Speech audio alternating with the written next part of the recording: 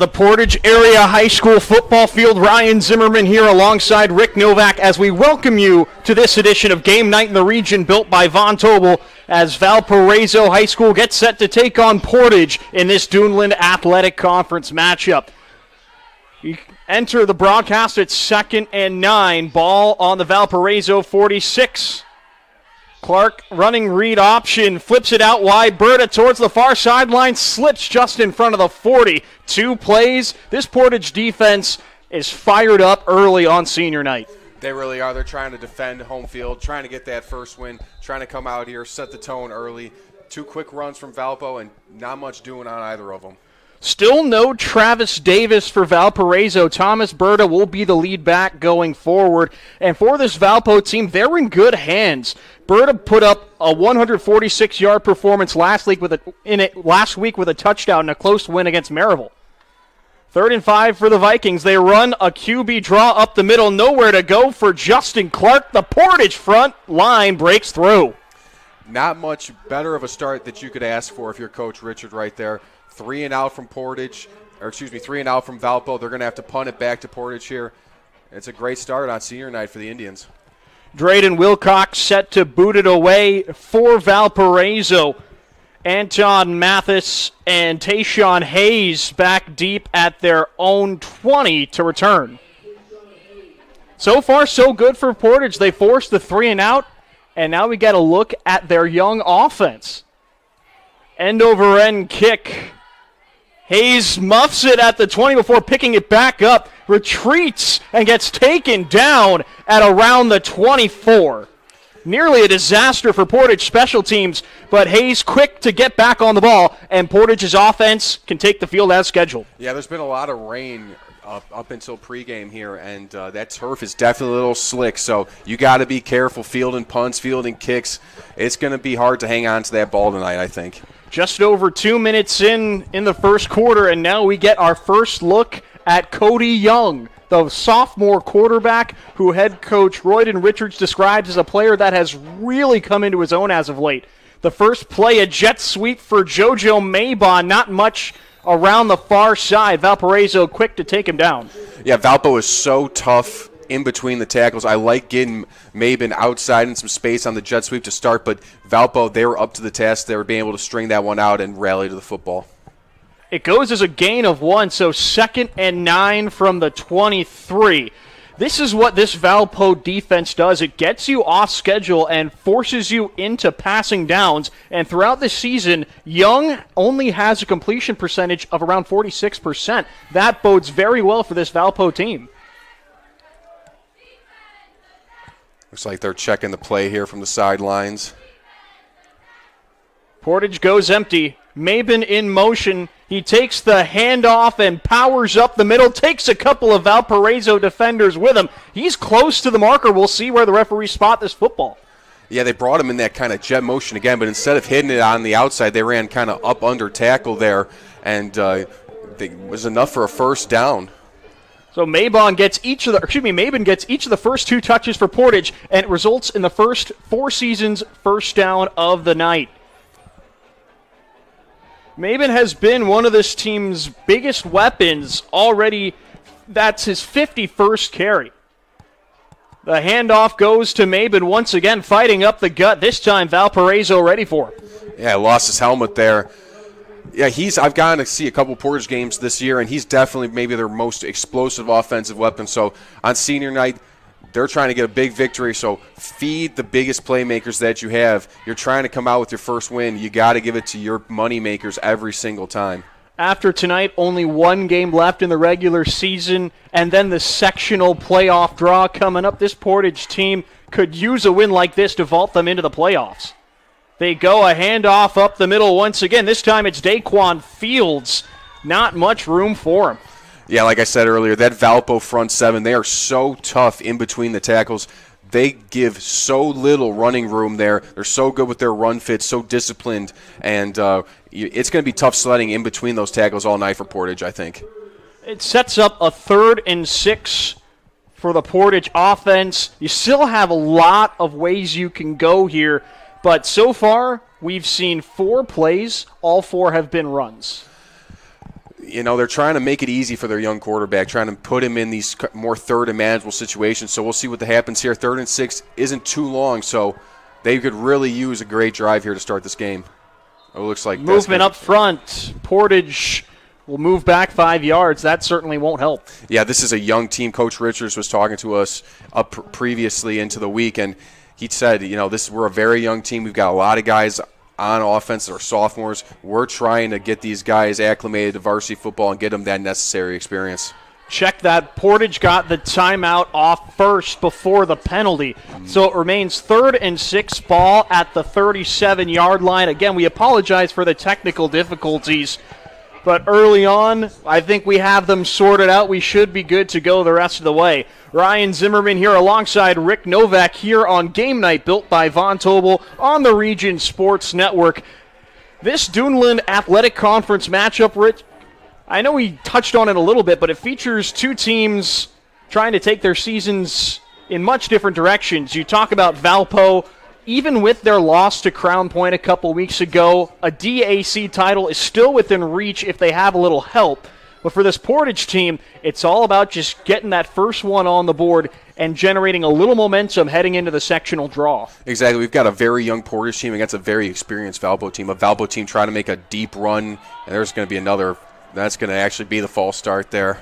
We nearly had it before the timeout, but this time Portage has nowhere to hide. But like I was saying, Valpo, they made a run last year. They're trying to make another run this year. Portage, they're trying to set themselves up to make future runs. I mean, right now they've got a sophomore, junior-laden team. Most of their starters are going to be back next year. They're just trying to build that necessary experience in the first year under Coach Richards to be able to make runs like Valpo has made these past few years. You talked about how Portage is looking to get their quarterback out of 3rd and long. Well, the pre-snap penalty has them at 3rd and 11 ball at their own 32. An obvious passing down, and Valpo is pinning their ears back. Here comes the pressure. Play action, rolling right, throw over the middle, incomplete. Young wanted his security blanket Maben, but the throw is low, and Portage has to punt. You were exactly right when you described earlier. Valpo, they want to get you in these 3rd and long situations so then they can pin their ears back on 3rd down and really come at you with their front four. Those guys are so well coached, so good in their pass rush that it's very hard to contain them. And right there, you saw them speed up Cody Young, force a bad throw, and get their defense off the field. In addition to being their starting quarterback, Young is this team's punter. He remains on to boot it away with Tyler Verschure lined up at his own 34-yard line to return for Valpo. Young boots it away, got a little hang time. Verschure calls fair catch and hauls it in just ahead of the Valpo 35. Yeah, we'll see if Valpo can get a little bit more going here on offense. We saw 3 and out last time, so they're going to want to move the ball here, obviously. I mean, I'm sure Coach Marshall isn't happy with that to start the game, so let's see if they maybe open it up a little bit. We saw 3 runs straight up the middle last time. Maybe we try to get some runs going on the outside or maybe try to open up the passing game. We'll see what Justin Clark and this Valpo offense has in store on their second drive. Both teams have already punted once. Valpo gets their second chance on offense. Clark rolls right, looking downfield, fires towards the near sideline, incomplete. Carter Emmett, the H-back, was the intended target, but the pass falls incomplete. Yeah, Clark had a little pressure, but he maintained his composure, but he just kind of sailed it over Emmett there. Just a little high for his receiver. Going into this matchup, you would think Valparaiso should have a field day against this Portage defense, a team that lost 2 of their main defensive starters due to ejections last week against Michigan City. They go with the run on second down. Portage swallows Berta up. The thing is, those were their 2 starting corners, and Valpo is a run-heavy offense. So even though you do lose 2 defensive starters, it maybe is the 2 easiest guys to lose, so to speak, if you're Coach Richards. Coach Richards is a defensive coach as well, and his defenses are usually built to stop the run. So right now, so far, it doesn't surprise me that they've came out and they've been up to stuff so far, but I think Valpo's going to make some adjustments and be able to counter back. Valpo goes 4 wide. Clark to throw.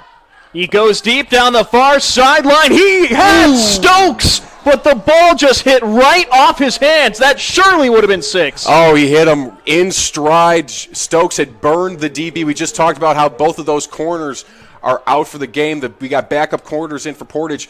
Valpo went for the deep shot. Stokes is a burner. He had a touchdown return last week against Maryville. He was wide open. We talked about ball's a little slippery tonight, and they hit him right in the hands, but it just popped out. Justin Clark could not have put that ball in a better spot. And on the sidelines, the two suspended players, Evan Collins and Philip Miller, are probably fuming. They know they probably would have made that play. Wilcox on to boot it away. Hayes calls fair catch and gets blown up immediately after touching the ball. The flags fly as Valparaiso recovers the loose ball, but this will surely be returner interference. Yeah, some uncharacteristic mistakes by Valpo here so far. We got a drop pass and then just not paying attention to the returner there. It was number 2 on Valparaiso. I believe that's Tommy Ampliotis. He's a starter for them on defense, and he just did not see the returner make that fair catch sign and leveled him. And he's trying to make a big play, but you got to be able to keep your head in the game and focus and be able to keep your awareness.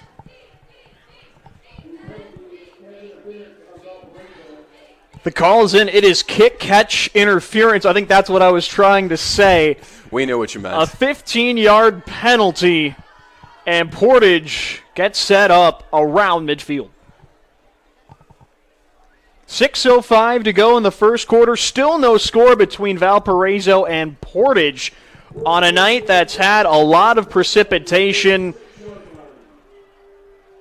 Understandably, we haven't seen too much offense. No, we haven't so far. Young in shotgun. They fake the screen to Mabin, looking right back to him. Young keeps his eyes downfield. He scrambles down the far sidelines and makes his way out of bounds in Valpo territory. Yeah, they try to fake a quick screen to Mabin to go a little deep, try to fake the block and kind of catch the DB sleeping, but the Valpo defensive backs, they read that all the way. They were not fooled whatsoever. And good job by Young just to be able to scramble out of the pocket and make, gain a little bit of yardage instead of taking a sack like you usually see on that kind of play. Check that. The referees spot the ball on the Portage 48, so a 2nd and 8 coming up halfway through the first quarter. Lots of bodies on the line of scrimmage. Mabin in motion. They hand off. Fields bounces it out wide. Cannot escape the Valpo front 7. Then Fedorchak made first contact to keep Fields from getting back to the line of scrimmage. Yeah, he could just not go north-south there. He was stuck going east-west. The Valpo defense did a great job just stringing him out and then railing up to football and being able to finally get him down. It's a minimal loss on the play for Portage, so a 3rd and 8. Once again, Valpo has this Portage team in 3rd and long, and the way they've been playing in the first quarter, you have to think head coach Bill Marshall is going to send the house. I mean, they're going to be aggressive here on 3rd down. They know it's going to pass, so why not? They hand it off on the reverse. They go double reverse. Mabin fires down the near sideline for Young, and it's intercepted. Xander Corning gets ahead of the throw, and the trick play thwarted for Portage. Well, I said, it's going to be a pass, and they went with the jet sweep motion, faking the run, but then they go with the reverse. They try to hit Young back on a QB double pass, basically. But Valpo, again, they're so disciplined. They weren't fooled at all. Great concentration there by the DB to make that interception. We'll see if Valpo can capitalize on the turnover. Clark fakes the handoff. Berta keeps it himself up the near side, breaks through a hole, and gets out of bounds at the 45. Yeah, they really like using him on those read option runs, have the H-back kind of lead block for him, fake it up the middle. And he's very dangerous, Clark, on his feet. Last year he rushed for over 800 yards. He's got, I believe, 500 yards already this year. He's a very fleet-of-foot runner, and with Thomas Davis out, they're going to need to rely on him even more. Gain of 5 on first down. Bradney in motion. They shovel it to him. Bradney has room on the far side. Cuts back towards the middle of the field and gets taken down at the 42. The shovel pass to Scotty Bradney gives Valparaiso their first 4 seasons first down. Yeah, again, like I'm saying, with Thomas Davis out, they have to look to other players to be able to make up for that production. Bradney is one of the faster players on this team. Using him on that little shovel pass, jet sweep kind of action, really get him outside when he's already running. It's a great way to use him. Valpo in Portage territory for the first time tonight.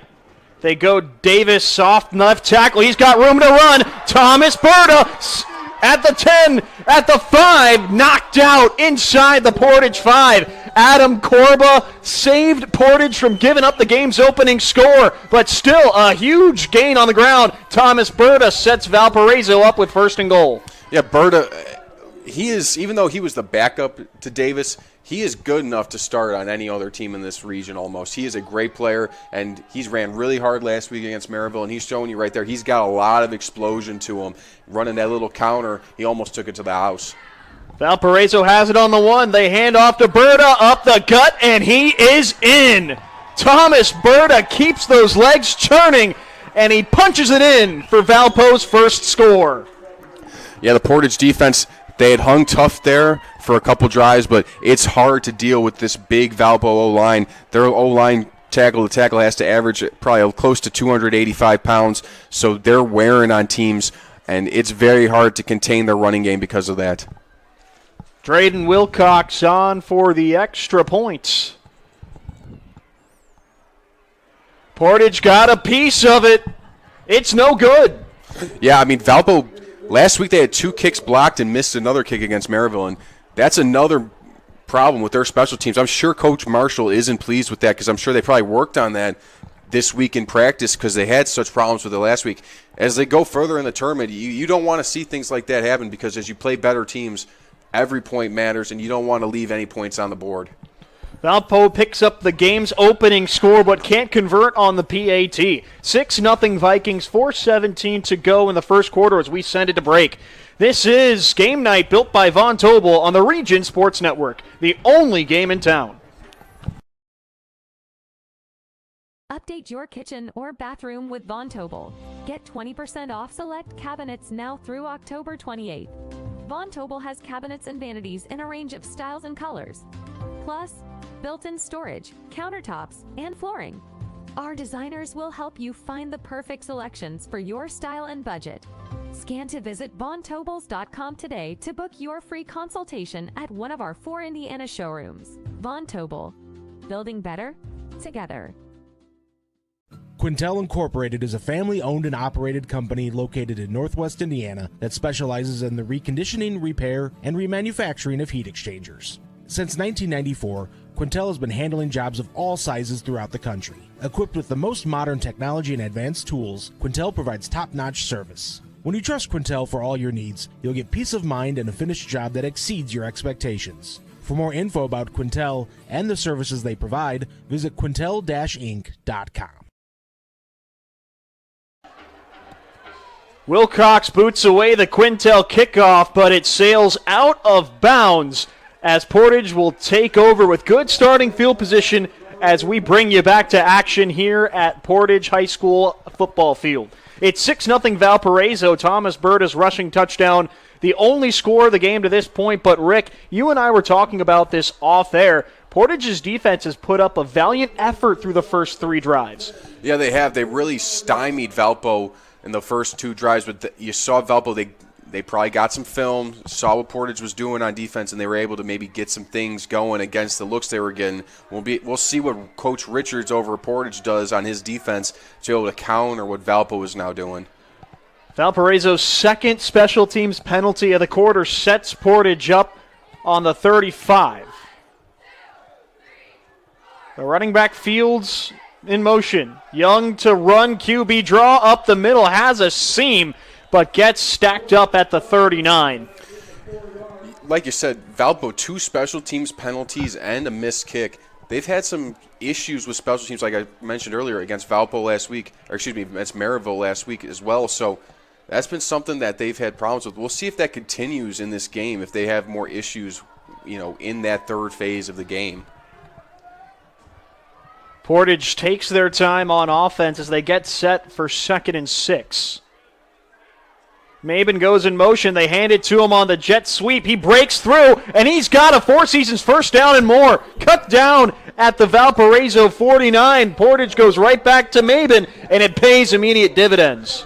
He's been their best offensive weapon so far, and he's got some explosion to him there. He took that ball and he found the hole, and he exploded right through it, broke a couple tackles. He's running hard. I'd keep feeding him until Valpo can stop him.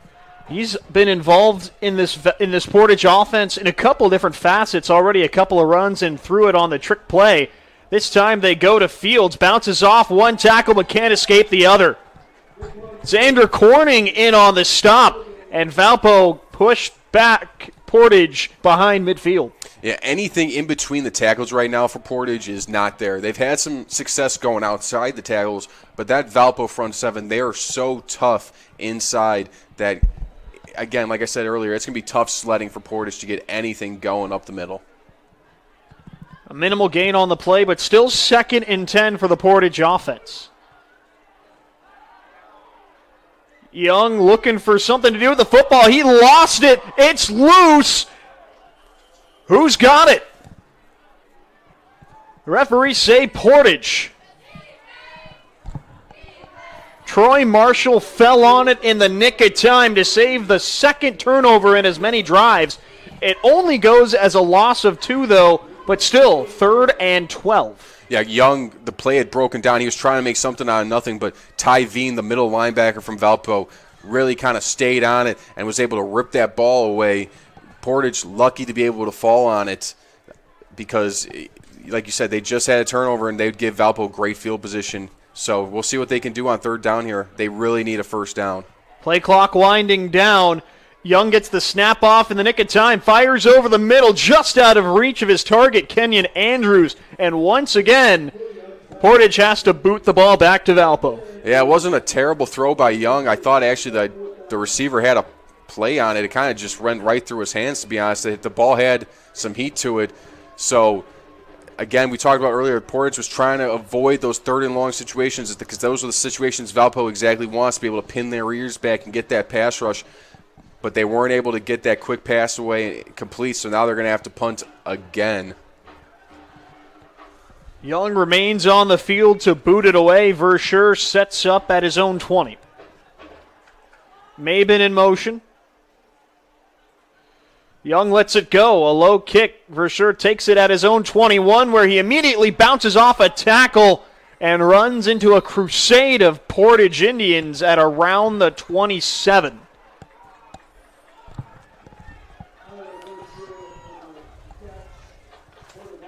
.140 to go in the first quarter. Valpo up 6-0 on the strength of the Thomas Berta touchdown run. You have to imagine the offense is going to flow through him the rest of the way, given how he's performed in recent weeks. I mean, they're going to feed. Their MO is to feed their running backs and run the football. So he's going to be the guy now. Now that Travis Davis is out for the season, he's the guy, and he's going to be their bell cow. Keegan Begley in motion. They go Berta up the middle. He's got a burst, and a tackle might have saved the monstrous gain.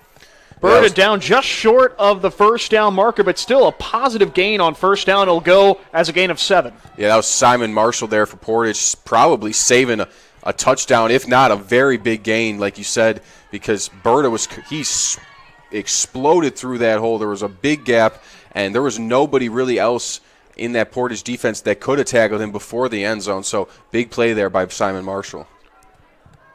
Valpo gets set with 10 on the play clock. They run QB keeper with Clark up the middle. It looks like he's got enough. And Valparaiso moves the sticks. It's a Four Seasons 1st down. Yeah, running a little power read there, just faking that outside run to the running back, pulling it and running it straight behind a guard, pulling up through the hole. Just old school power football mixed with a kind of new school spread philosophy. I really like the play. That's been Valpo's bread and butter all year long. They've had that three-headed monster of Davis, Berta, and Clark running the football, and teams just haven't been able to keep up. They're all very good. They all bring a little bit different of a dimension to the running game.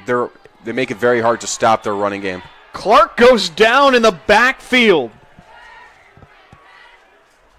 The Portage defense breaks through, and Everett McClellan comes up with the sack. Yeah, he got to Clark's blind side from his left. Clark never saw him, and he was just able to corral the quarterback, bring him down for a huge loss. That's something the Portage defense really needed because the Valpo offense has started gashing them there on runs. So be able to get a big negative play going into the second quarter, that's just what Coach Richards wanted, I'm sure.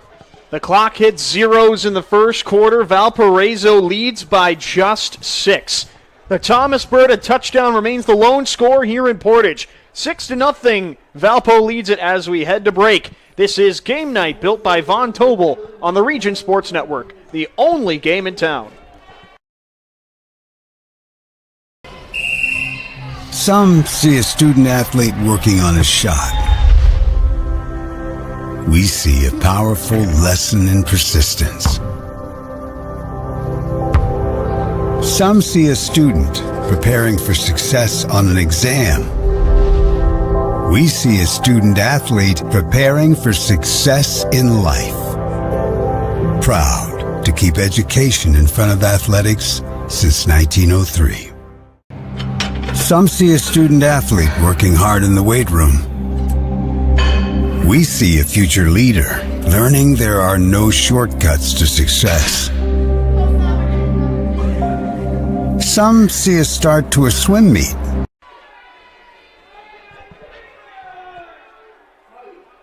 Valpo back to work on third down. Handoff to the near side, and there is nothing doing.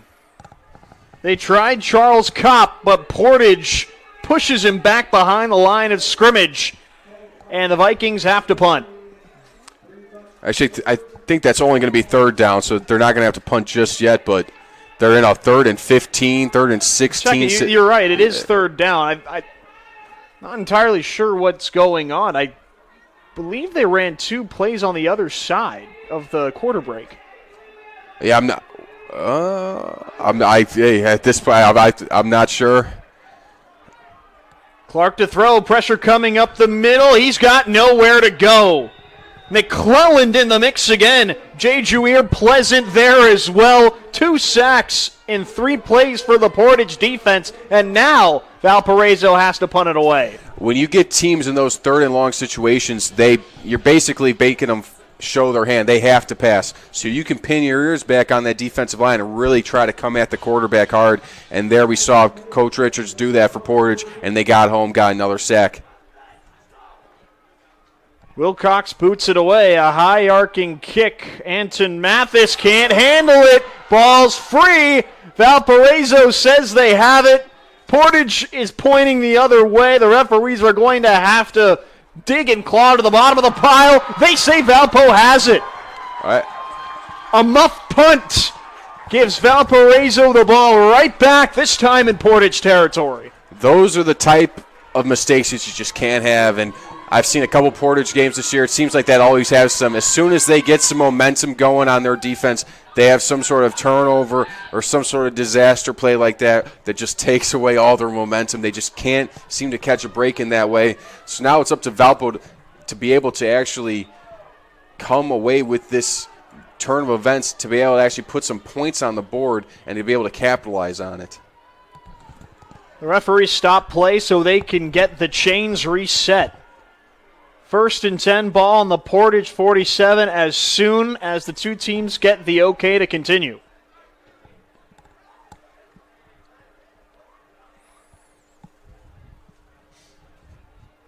And here we go.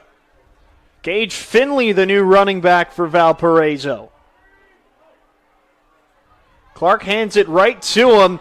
He's got some room up the middle, fights forward to around the Portage 40. A nice gain on first down. That'll go around 7 yards.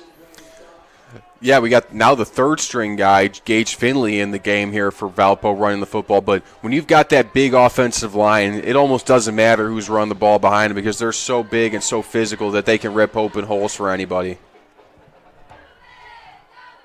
Emmett, the H-back in motion. They go to Finley again, pushing towards the sticks. Portage keeps him to a minimal gain. Jay Juir Pleasant on the tackle once again. He's been active as of late.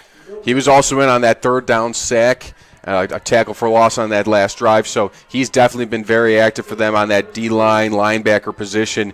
Big 3rd down here for Valpo. Their offense has been pretty stagnant so far.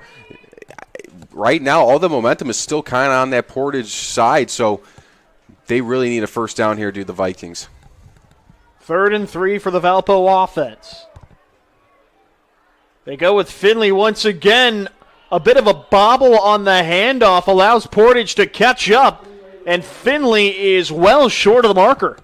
Yeah, decision time upcoming for head coach Marshall. He's telling his guys that the punt team was getting ready. He's telling them scoot back. They're going, and they're lining up to do this quick. It's 4th and 1. Clark takes the snap under center, and they go with the tush push for a Four Seasons first down. Look, like I said, that line is so big. Clark, he's not the biggest guy himself, but he's a very physical runner, and he's very sure. And they went up there, they did that quick, got Portage a little bit on their heels, and they were able to get a big first down there because they weren't getting anything going on offense here. Now they get a fresh set of downs, maybe some breathing room. The gamble pays off for the Vikings. And now Clark can slow down the tempo a bit. Clark to throw. He airs it out down the near sideline. Emmett hauls it in. His first catch of the season goes for 6. 12-0 Vikings. I mean, Clark had his pick there because Julian Stokes is also running up the other sidelines wide open. I saw him as well. They ran verts, and they took advantage of those 2 missing corners for Portage, and Clark put the ball right where he needed to. Great throw, great catch. 6 for the Valpo Vikings. After the blocked PAT last time, Trevor Fonder subs in to attempt the point after for Valparaiso.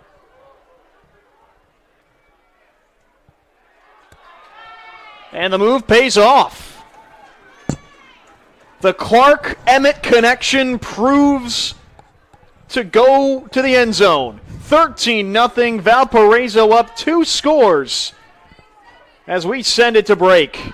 This is Game Night, built by Von Tobel on the Region Sports Network, the only game in town.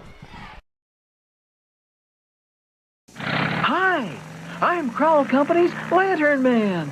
I'll cover your motorcycle. I'll be with you on the water. I'll be with you on the snow. I'll cover your insurance needs wherever you go. I'll be at Crowell Agency from 9 a.m. to 9 p.m. As Crowell Company's Lantern Man, I'm your insurance superhero. Crowell Companies, the insurance professionals in Highland, Maryville, and Michigan City. From schools to stadiums, hospitals, and bridges, everywhere you look, union carpenters are building Indiana. With jobs and skilled trades in high demand, there's never been a better time to start building your future.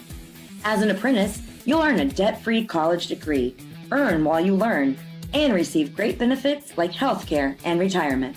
So what are you waiting for? Visit carpenters.com to learn more. Visit carpenters.com and start building your future today. Trevor Fonder lines a one-hop Quintel kickoff. And Portage returns it with their linebacker Mark Kalmbacher to their own 31. Portage is in need of something to go their way offensively. Defensively, they've been, even though they've given up 13 points, they have generated some 3-and-outs. They've gotten some stops. Offensively, they really haven't been able to move the ball, and that's putting a lot of pressure on their defense. They need to get a sustained drive here on offense. All 13 Valparaiso points have come off turnovers, so that defense has had to work overtime against a red-hot offense. They go with Mabon on the jet sweep. Nothing doing for him. TJ Watkins got in there to hold him to a minimal gain. Yeah, they're kind of starting to get a little smart to that jet sweep now. I mean, Portage just come back to it over and over again because it's really been their best offensive play. The problem is you're going against a team like Valpo. They're so disciplined, so well coached. You can only fool them a couple of times before their coaching staff is going to have those kids in the right position. Only a gain of 2 for Mabon. 2nd down and 8 at the 33. Mathis goes in motion. Young in the backfield by himself. They run QB power up the middle. He runs right through a Valpo defender, but down at around the 37. Young just lowered the shoulder and sent Ty Veen flying to the turf. I mean, Ty Veen is one of Valpo's most physical defenders, too. I mean, the sophomore Cody Young, he's not afraid out there. I mean, I saw him last year. He was starting for Portage as a freshman, so he has the experience. He's not playing, in a game where he's, wide-eyed or anything like that. He knows what it takes, and right now he's trying to show his team, like, hey, I'm the leader, and I'm willing to go out there and put my body on the line for everybody. His physicality sets up a 3rd and 3. This time he's got Fields in the backfield along with him. He hands off to the running back, and he is stuffed. The Valparaiso D-line breaks through, and Portage has to punt. Yeah, it's tough. Fields really hasn't been able to get anything going north and south. Every time they're giving him the ball, Valpo is making him bounce it and never get anything really positive. So right now, Portage's run game outside of Mabone on those jet sweeps has really been non-existent. They're having trouble passing the ball. Offensively, they're just a wreck right now, and that's why they're punting for the 3rd time or 4th time in this game. Tyler Verschure back deep for Valpo once again. Young remains in the game to boot it away. A wobbler sails out of bounds at the Valpo 28. So Young does his job and flips the field, but now it's up to the Portage defense to shut down this Valparaiso offense that scored 2 touchdowns in 3 drives. Yeah, and they got to stop in between that until on the muff punt they gave the ball right back to Valpo. So Portage's defense, they've shown the ability to get Valpo off the field. If the problem is the more that their defense has to stay on the field, the more they're going to get worn down by this big Valpo line and the more opportunities Valpo's going to have to get big plays against them. Gage Finley remains the running back for Valparaiso. They run speed option right. Clark on the pitch to Finley in space. He gets taken down just shy of the 40-yard line. Tayshawn Hayes prevented what could have been a big play on 1st down. Yeah, I like that play call there from Valpo getting that we got a flag on the play late. The back judge just let that flag fly at midfield. Yeah, I'm not. It's an unsportsmanlike conduct penalty on Portage after the play, so tack on another 15 yards and a Valparaiso 4 seasons 1st down. Yeah, he threw that flag when he was in a sea of Portage players, so it must have been, I'm going to guess something was maybe said. I'm not sure. I don't want to speculate, but again, you got to be able to keep your composure. I know you're a young team, you're Portage, you got a lot of sophomores, a lot of juniors out there, but that's no excuse. You got to be able to maintain your composure at all times out there and not give a team like Valpo 15 free yards because they're going to make you pay for it 9 times out of 10. That puts them inside Portage territory, ball on the 46 after a gain of 4 on 1st down.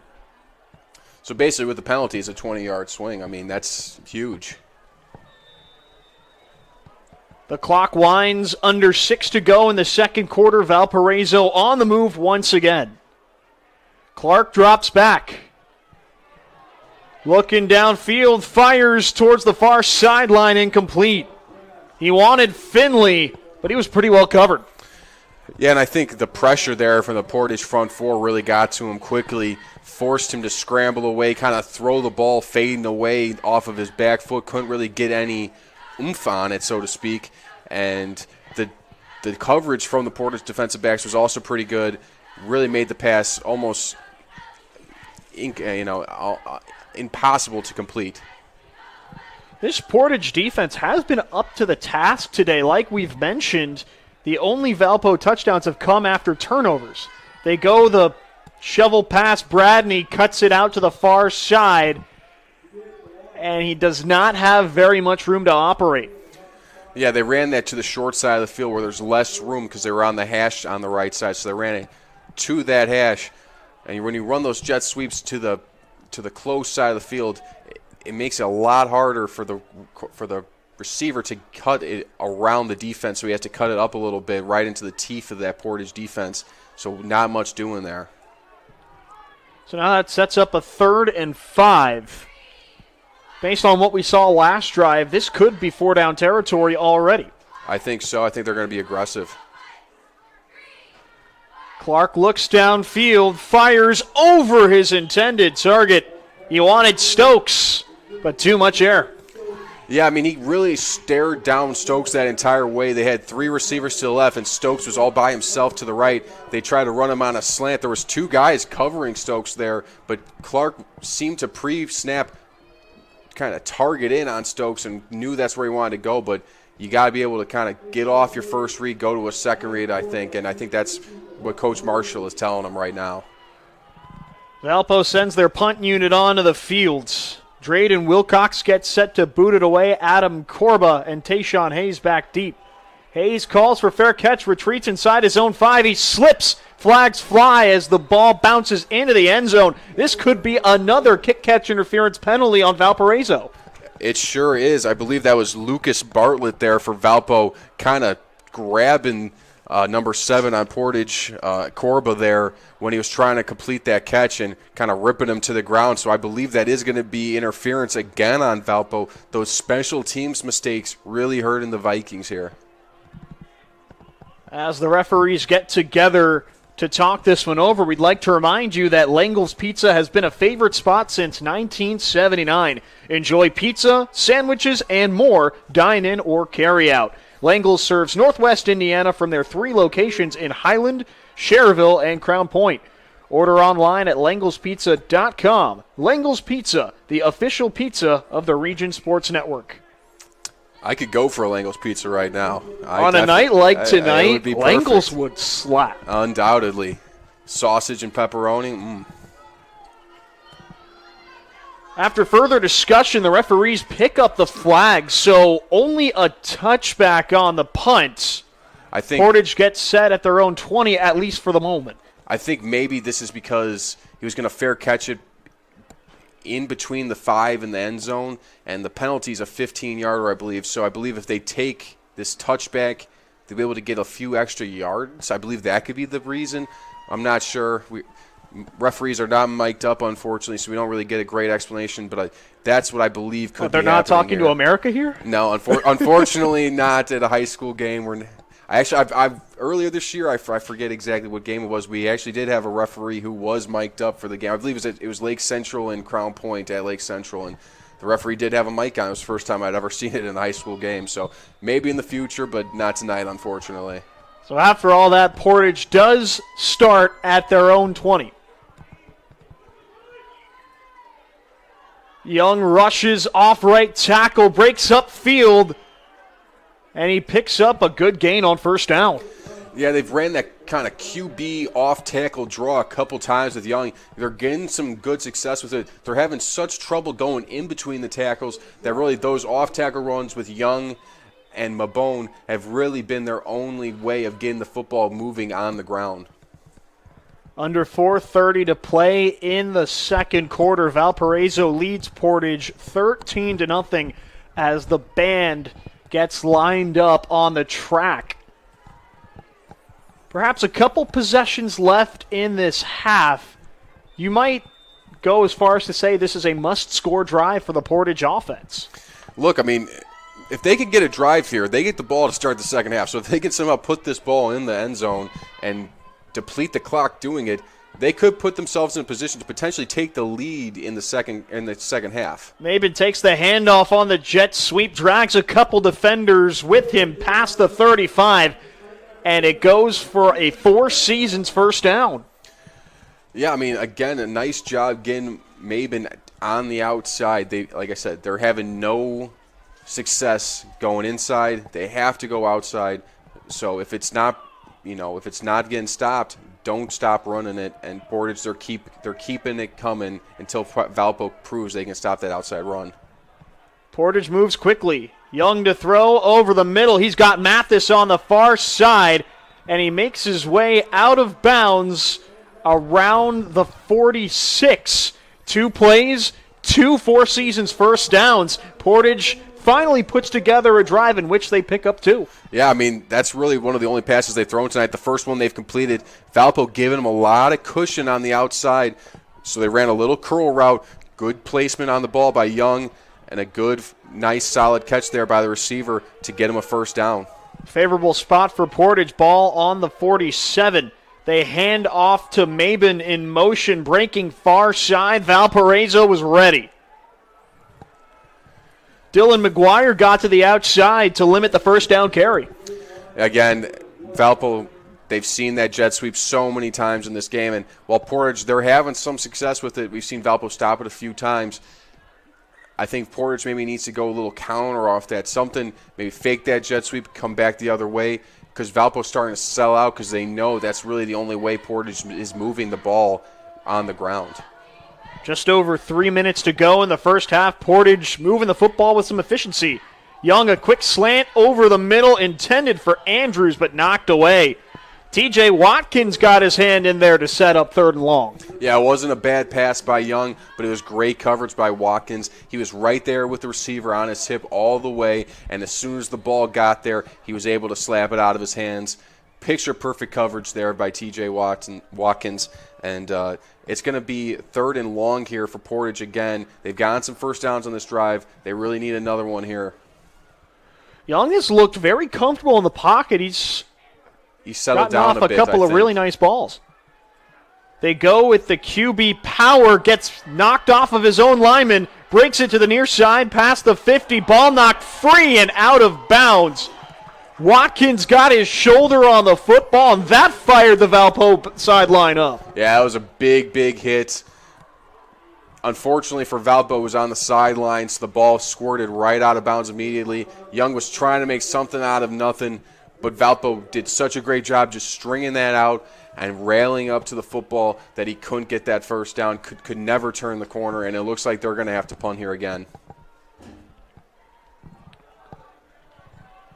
After a drive in which they picked up 2 first downs, Portage has to give Valparaiso the football back, and with under 3 minutes to go in the second quarter, they can essentially run 4-minute drill here. Oh, definitely. This is exactly what you wanted if you're Coach Marshall. For sure, Fields the kick inside his own 20, tries to reverse field, cuts it back to the near side, flags fly as Versure goes out of bounds. Another special teams penalty could set Valpo's offense back with 2:32 to go until halftime. Yeah, this is going to be a crackback block on Valpo. You can't block going back towards your own end zone. That's a penalty. They're trying to eliminate that because that's usually how guys get laid out really badly. They're trying to make it more safe. And right there, you look for those big hits, but unfortunately they are trying to eliminate those from the game, to be completely honest. And it's going to give Valpo another special team error that Coach Marshall is going to have to try to correct this week. They'll have to go the length of the field if they want one more drive to result in points before halftime. The referees spot the ball on the 9.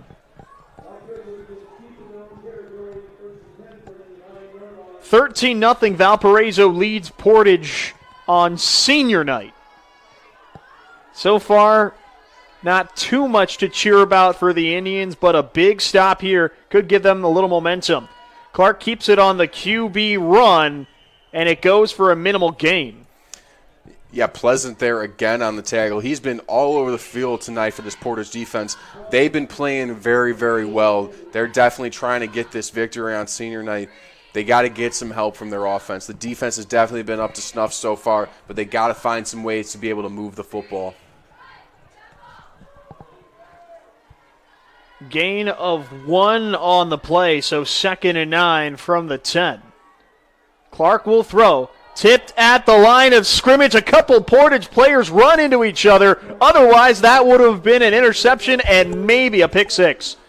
Yeah, I mean, Pleasant was right there, and McDonald was running the opposite way and just ran right into him. And, Pleasant was right. He would have definitely got it. I mean, it was a duck. It was floating in the air. He had his eyes on it, but Everett looked like he had gotten pushed and just couldn't stop himself. And, those are the type of things that just have not gone Portage's way this year. They just haven't been able to catch a break. Still, though, they have Valpo in 3rd and long. Clark to throw once more. Looking over the middle. Prusnak laid out but couldn't haul it in. I mean, now if you're Portage, you're going to be able to get this ball around midfield with a little under 2 minutes left with a couple of timeouts.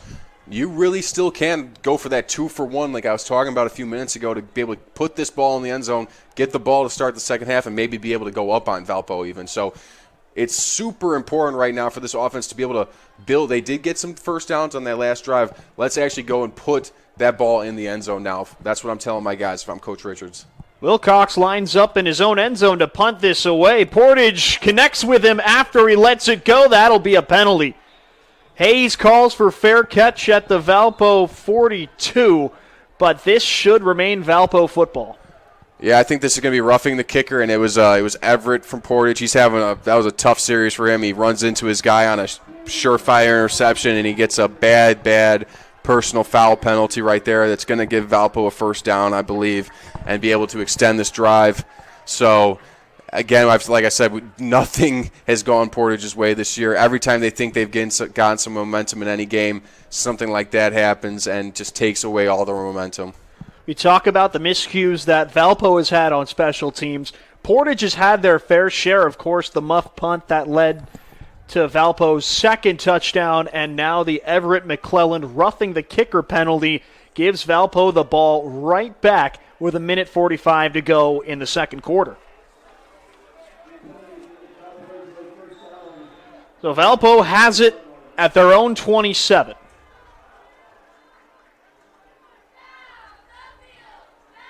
Clark to throw, fires far side. He's got Prusnak, or check that, Andrew Alcorn in at quarterback. His first pass of the day, a completion to Prusnak, also his first completion of the season. Goes for a gain of 5. Yeah, I'm not sure what happened to Clark. He is out of the game now, and got a backup in. Alcorn, a 6'1", 185-pound senior, in for the first time in a long time. They go back to the air, and he connects with Stokes on the far side, breaks a tackle into Valpo territory, Portage territory, and shoved out of bounds at the Portage 44. Stokes, he had that man coverage on him, so when he was able to break the tackle of the defensive back on him, he's got that speed. He exploded out of that for another 20, 30 yards and then delivered a big hit at the end on the safety. That's Stokes' game right there, speed and elusiveness. Exactly. He's a very dangerous player for Valpo on the outside. Alcorn remains in the game. The starter Clark on the sidelines for the moment as Valpo gets their last couple of plays in. Alcorn drops back. Looking downfield, he can't evade the rush. Down he goes. Pleasant comes up with another sack, and that will put a serious damper on Valpo's hopes of scoring once again before halftime.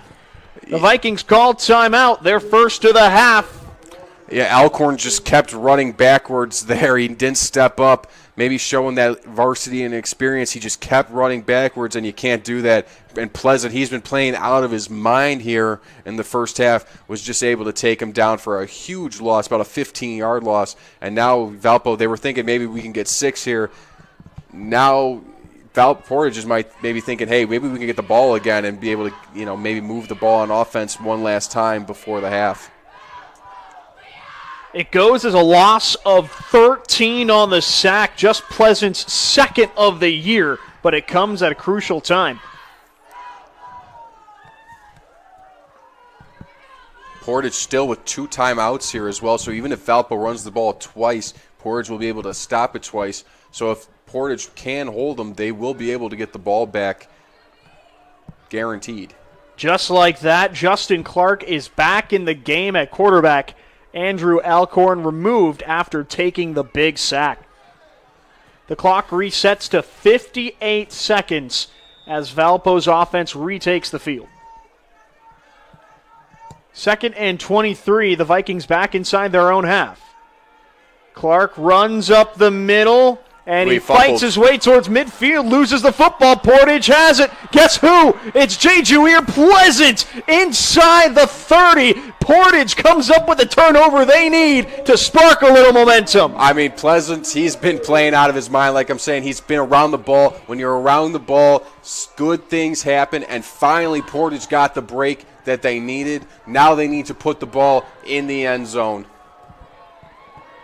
The referees spot this at the Valpo 30. This is Portage's best starting field position of the game and it comes with just over 47 seconds to go until halftime.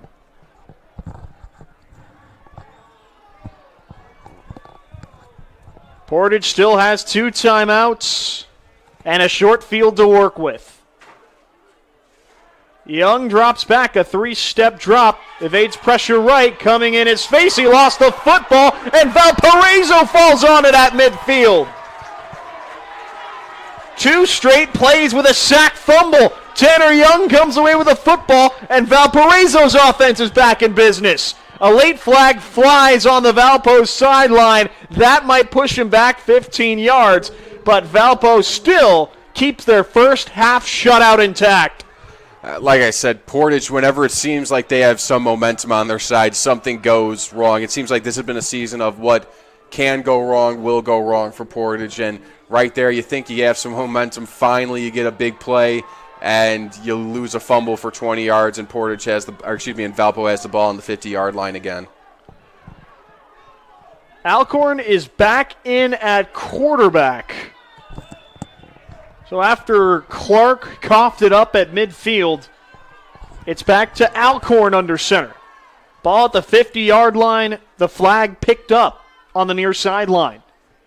Alcorn drops back, fires to the near side. He's got Logan Prusnak out of bounds. The referees spot this at the Portage 41. The clock stops, just under 34 seconds to play in the first half. Yeah, nice pass there by Alcorn on that out route. Got it to him on the money. And 88 there for Valpo. Prusnak was able to get out of bounds, stop the clock.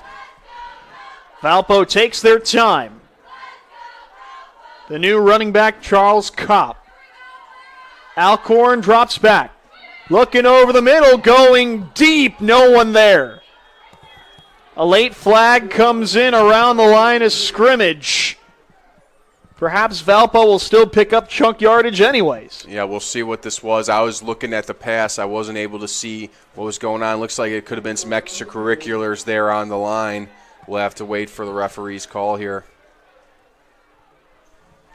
They're calling the flag on Portage. It was a personal foul penalty. After the play, the starting left tackle, Matt Hofer, got shoved to the ground. That's not a guy that goes down easily. Could not have happened on his own. Easily a penalty, and that was as clear as day. Down. Yeah, exactly. Exactly. Yeah, it was clear as day. I mean, Hofer is 6'5", 6'6", 300 pounds. You can't just shove him down without anybody noticing. 4 seasons first down for Valpo. They're in striking distance here at the 25-yard line to potentially be able to put 6 on the board here before they go into the half. 27 and a half seconds to play in the first half. Valparaiso still has 2 timeouts. 4 wide set. Alcorn looks towards the middle. He connects with his target, Prusnak, for a minimal gain. And as soon as his knee touches down, Valparaiso uses their second timeout. I mean, yeah, Coach Marshall's trying to be aggressive here. He's thinking 6 himself.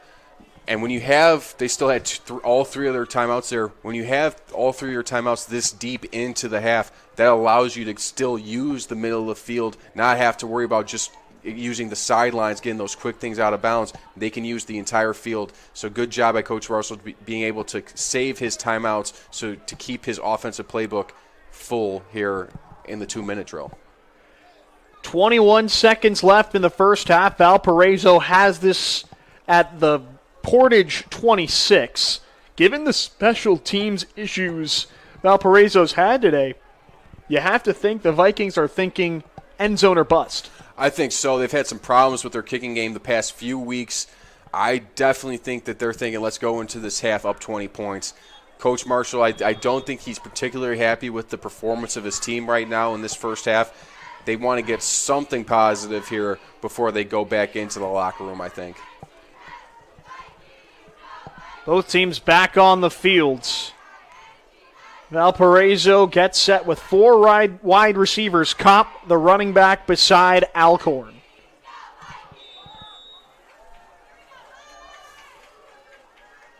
Portage sends 4. Alcorn over the middle. He connects with Prusnak down to the 1. Prusnak has been Alcorn's favorite target ever since he showed up, and it has worked out handsomely. Yeah, it was a nice route, kind of an outbreaking little post. Alcorn was able to put the ball right on the money. They're taking advantage of this man coverage that Portage is giving them, and Alcorn is just making these pinpoint passes, easy passes to be honest, so it's a good job by the Valpo offensive coordinator to give them those quick, easy throws and be able to take advantage of this man coverage that Portage is giving them. Valpo uses their final timeout. Just under 15 seconds remain in the second quarter.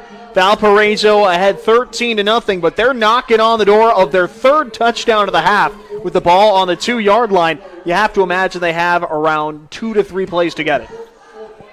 Yeah, I mean, maybe one, maybe two if they're really quick. I mean, if they don't get this, I mean, if Portage can lay on the ball, that's what I'm telling the Portage guys, if I'm Coach Richards, lay on the ball. Don't let the refs spot it. If you stop them here, waste time.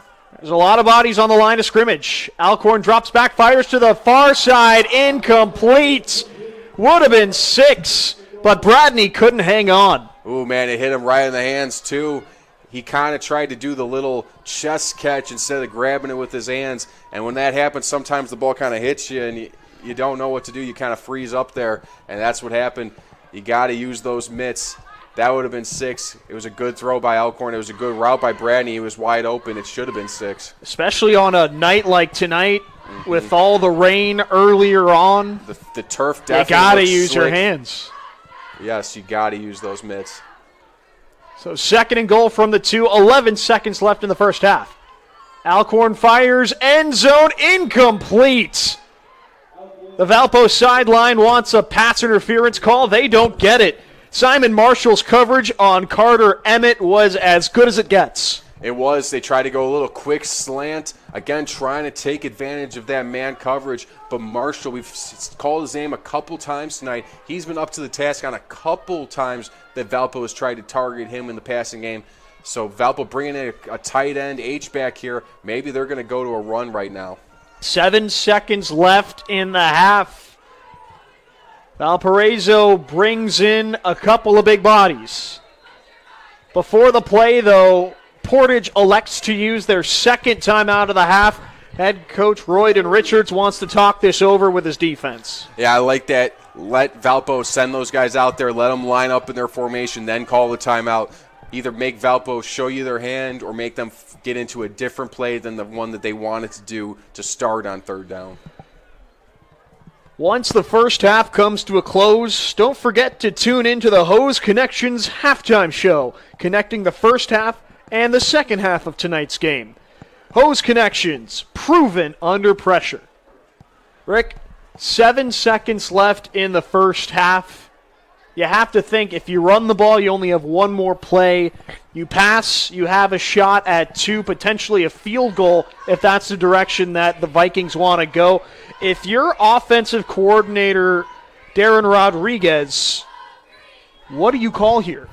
I'm going to go pass still because if you don't get the run, you're not going to be able to, you have no timeouts, you're not going to be able to get your field goal out there, and you're not going to be able to snap the ball again. So I'm going pass here, try to get something quick.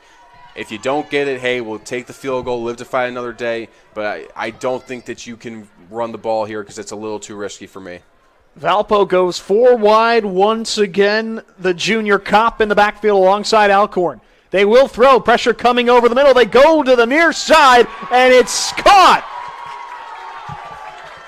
Julian Stokes shook his man at the back pylon, and Valpo turns to the air for 6. Yeah, Stokes ran a corner route, broke to the back pylon of the end zone, and the defensive back from Portage, it's man coverage, and he fell down. It's man coverage when the DB falls down. There's nobody guarding Stokes, and it was an easy pitch and catch from Alcorn Stokes for 6. And it looks like Valpo's leaving the offense on the field here. They're going to go for 2.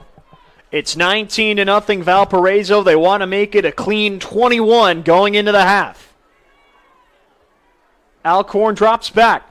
Looking towards Stokes again, and he hauls it in. A circus catch from Julian Stokes, and the 2-point conversion is successful. Yeah, ran a little zig route, faked a slant, put his foot in the ground, broke it right back outside flat. It was a great route, broke the DB's ankles. Elkhorn put the ball right where he needed to, and 2 more points there for the Vikings. Great couple of plays there by Julian Stokes, showing that he's such a threat for these Vikings on the outside. So Valparaiso at the end of the first half makes up for the missed PAT at the beginning of the half, and with just 1.8 seconds to go, Trevor Fonder can just boot this Quintel kickoff into the ground, and Valparaiso goes into the locker room up by 21. Yeah, not the cleanest half of play for Valpo. However, you like to end it on a high note there. A great couple pitches and catches there from Elkhorn and Stokes, really showing that, hey, we can throw the ball when we need to. We can execute a 2-minute offense. You got to like that if you're Coach Marshall, aside from all the other miscues that they've had in this first half. We'll see what Valpo elects to do in order to just tick those final 2 seconds off the clock.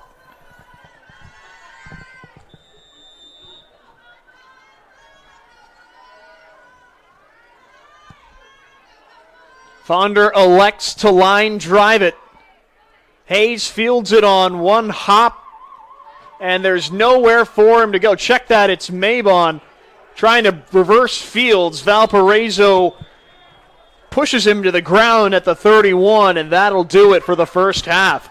Valparaiso's offense got in rhythm with a change in quarterback, and they've got a 21-0 lead heading into the break. Don't go anywhere, though. The Hose Connections halftime report is coming up next. This is Game Night, built by Von Tobel on the Region Sports Network, the only game in town. Thinking about what to do after high school? Consider a career with Boilermakers Local 374. As a Boilermaker apprentice, you'll earn while you learn. We offer excellent wages and benefits, and as part of our no-cost hands-on apprenticeship program, you'll learn from the best in state-of-the-art training centers and on the job. Become a union Boilermaker and get on your way to a great career. Find out more, visit www.local374.org or call 219-845-1000.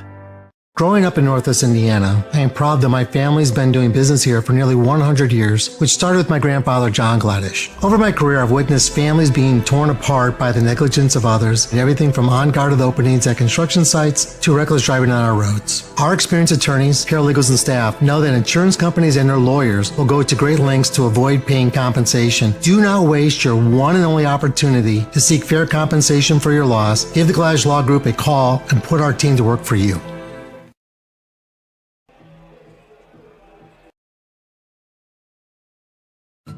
Since 2000, Hose Connections in Hammond has been a premier leader in the hydraulics industry. Hose Connections is a one-stop shop offering quality hydraulic and pneumatic products and services. Hose Connections takes pride in not only meeting but exceeding customers' expectations.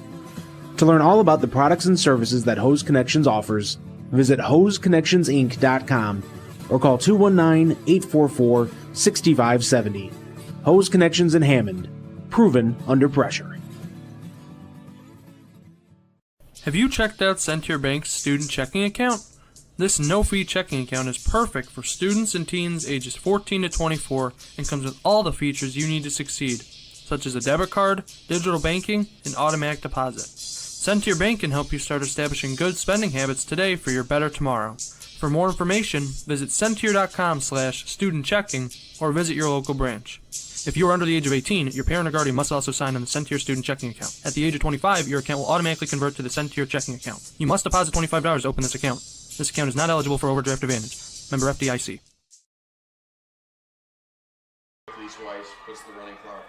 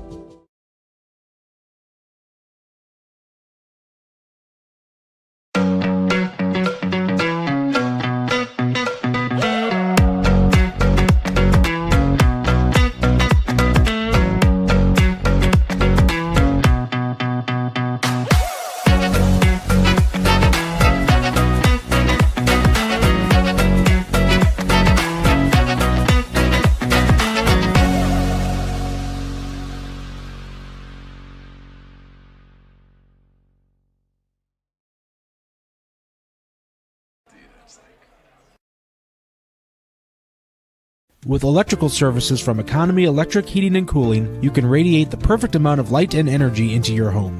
From rewiring and code upgrades to ceiling fans, lighting, security, and more, Economy Electric Heating and Cooling's trained electricians will make sure you can enjoy your home on full power all the time. For a free estimate on electrical work, call Economy Electric Heating and Cooling at 219-923-4441, and you can visit them on the web at 4ajobdoneright.com. That's the number 4ajobdoneright.com. Develop skills that will last for a lifetime with an apprenticeship with the Bricklayers and Allied Craft Workers Local 4, Indiana, Kentucky. The apprenticeship and training program is committed to developing highly skilled bricklayers, terrazzo workers, and ceramic tile setters to provide the construction industry with the best hands in the business. If you are currently working non-union and want better pay with benefits, or if you think learning a new skill with a paid apprenticeship while you earn your associate's degree is the right path for you, visit baclocal4.org/training to learn more about the apprenticeship program. Are you built to succeed?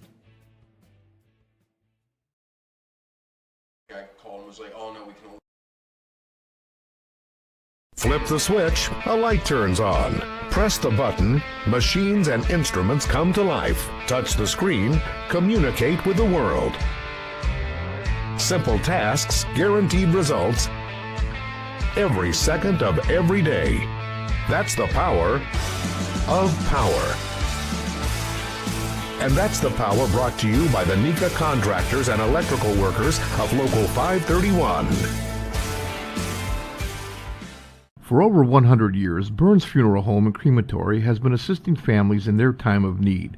Serving Northwest Indiana, the staff at Burns Funeral Home will help guide your family in creating a meaningful ceremony. From a simple to elaborate, to traditional or unique, the caring family at Burns Funeral Home will tailor a ceremony to fit your needs. And for your other loved ones, Burns Funeral now has a pet cemetery and crematory.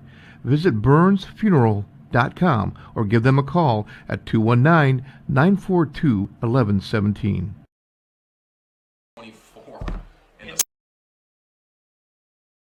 Welcome to Public Bar and Rec, located in downtown Crown Point, a place for good games, good drinks, and good food. So come in and make it public. Try to survive zombie dodgeball, score a hole-in-one playing golf, or choose from over 13 multi-sport simulator games while fueling your competition with a variety of appetizers, entrees, and beverages. We have games for all ages with our family-friendly hours till 9 p.m. Reserve your simulator at publicbarandrec.com and let the fun begin. It's almost Halloween, and Heinold & Feller Tire Company and Lawn Equipment in Valparaiso announces their Monster Tire Sale. Now through October 31st, save up to $240 on a set of 4 Bridgestone Auto or light truck tires. Visit Heinold & Feller Tire Company and Lawn Equipment at 1707 East Lincoln Highway in Valparaiso. And you can also check them out on the web at heinold-feller.com. Hurry and get your savings because this spooktacular sale won't last long. Restrictions apply. See store for details. You're watching the Hose Connections Halftime Report, brought to you by Hose Connections on Kennedy Avenue in Hammond. Visit them on the web at hoseconnectionsinc.com. Hose Connections, proven under pressure. So far, things have not gone according to plan for Portage at the halfway point. Valparaiso leads this one at 21-0. Ryan Zimmerman here alongside Rick Novak. Rick, the big story, a change at quarterback for Valpo, and it paid off at the end of the second quarter. Justin Clark comes out, Andrew Alcorn comes in, and he immediately engineers a touchdown drive to close out the half. Yeah, I'm not sure what happened there, if they did bench Clark or if he got an injury. We're not sure, but Alcorn came in, and he looks to be a little bit more of a thrower than Clark is. Clark's definitely more of a runner. He's very dangerous with his legs, but Alcorn looks to be more of a true pocket kind of guy. He was sitting back there, scanning the field, making all the right throws, putting the ball where it needed to be. He was able to lead them down there and score a touchdown there before half. So it goes, even if Clark is hurt or if he's just got bent, we're not sure, but again, Valpo, they're trying to make that deep run. It's good to know, if you're Coach Marshall, that you've got quality depth. If our backup needs to come in at the most important position, that we can still be confident in them. On the Portage side, quarterback Cody Young has been playing, Cody Young has been playing a very good game. his receivers have been letting him down a bit, and as a whole, the special teams has been putting Portage behind the 8 ball. Yeah, Portage, they've had some trouble with turnovers. Their defense has definitely kept them in the game. Offense, they really haven't been able to get anything going running the ball, so that's put a lot of pressure on their passing game, and their passing game just hasn't been consistent enough to be able to move the chains against this Valpo defense with any sort of repeated stringing drives together, so to speak. They've been able to get 1 first down to drive, but not 2, and that when you can't get any sort of momentum going on offense, you're so start and stop, it really becomes hard to actually get confident in anything you're doing, and it makes it very, very hard to actually gain any yardage, really. So right now, the Portage defense, that's what we've seen, the Portage offense, that's what we've seen. They really have not been able to do anything against this Valpo defense because they don't have any confidence, I don't think. And right now, they can't run the ball, and I think running the ball is what gives you the most confidence, gives you a little bit of swagger. They're having to pass it. The passing game really isn't doing anything for them, so they're totally discombobulated on offense here. And even though their defense is playing pretty well, they haven't been able to put any points on the board, and you got to score to win the game. We were talking to Coach Richards during the week, and he kept reiterating that this is an 0-7 team that plays a lot better than an 0-7 team. And that's been reflected today, but at the end of the day, you are what your record says you are, and Portage has just not gotten any momentum against the defending state champions. Look, they're a very young football team, and they're playing in a very tough league. The DAC every week is super tough to get a win, and they have a very hard out-of-conference schedule as well. So it's not like they played a bunch of slouches and they're still 0-7. They've played a lot of good teams, and that reflects in their record. Look, this Portage team, they've got a guy in Coach Richards who I think really knows what he's doing, and he's super well respected around the region. He went to Hammond Morton and built them into a power. He just needs some time. He just needs these kids to buy into what he's doing. He just needs the administration to back him in what he's doing. Now they've got Brett St. Germain, former Andrean football coach, former Lake Central football coach, as their athletic director. So I think Portage has what they need to have in place to avoid these kind of 0-7 seasons in the future. But right now, they've got young guys out there taking some licks, kind of building up that experience so in the future they can give those licks out instead. Stick with us. We've got more coming up on the Hose Connections halftime report in just a bit. When we return, we've got our Streck and Van Til scoreboard update here on Game Night, built by Von Tobel on the Region Sports Network, the only game in town. Better Beef of Indiana. Hormone-free, locally raised, and locally processed beef. Better Beef of Indiana is located in Valpo at 2600 Beach Street, where you could buy individual cuts of beef completely raised in Hebron. From single pounds of ground beef to filet mignon, Better Beef of Indiana has it all. Visit their website at betterbeefindiana.com. Follow them on Facebook or call the owner, Kevin, directly at 219-508-5797. Better Beef of Indiana, where quality meets value. Looking to buy a used vehicle at a reasonable price in the Valparaiso area? Then check out Valpo Car Company, a family-owned dealership since 2009. Recently given an A+ rating by the Better Business Bureau, Valpo Car Company finances all types of credit. Stop in and see the owner, Nick Mandich, a 2002 Valparaiso High School graduate, at their dealership at 150 East US Highway 6 in Valpo. You always could check out their website at www.valpocarco.com, where you can easily find the used car you want in seconds. Valpo Car Company, we could help you get into the ride you want. They've never been good at. The secret to making life better is found at Duffy's Place in Valparaiso. With a staff that loves their customers, Duffy's Place is open 8 a.m. to 3 a.m. daily. Looking for great food? Check out the menu that has something for everyone, including wings, burgers, and pierogies. Duffy's also has a patio for outdoor seating. If it's live music you're looking for, this is the place for you. Stop in for a bite and watch your favorite hometown team. Duffy's Place, 1154 Axe Avenue in Valparaiso.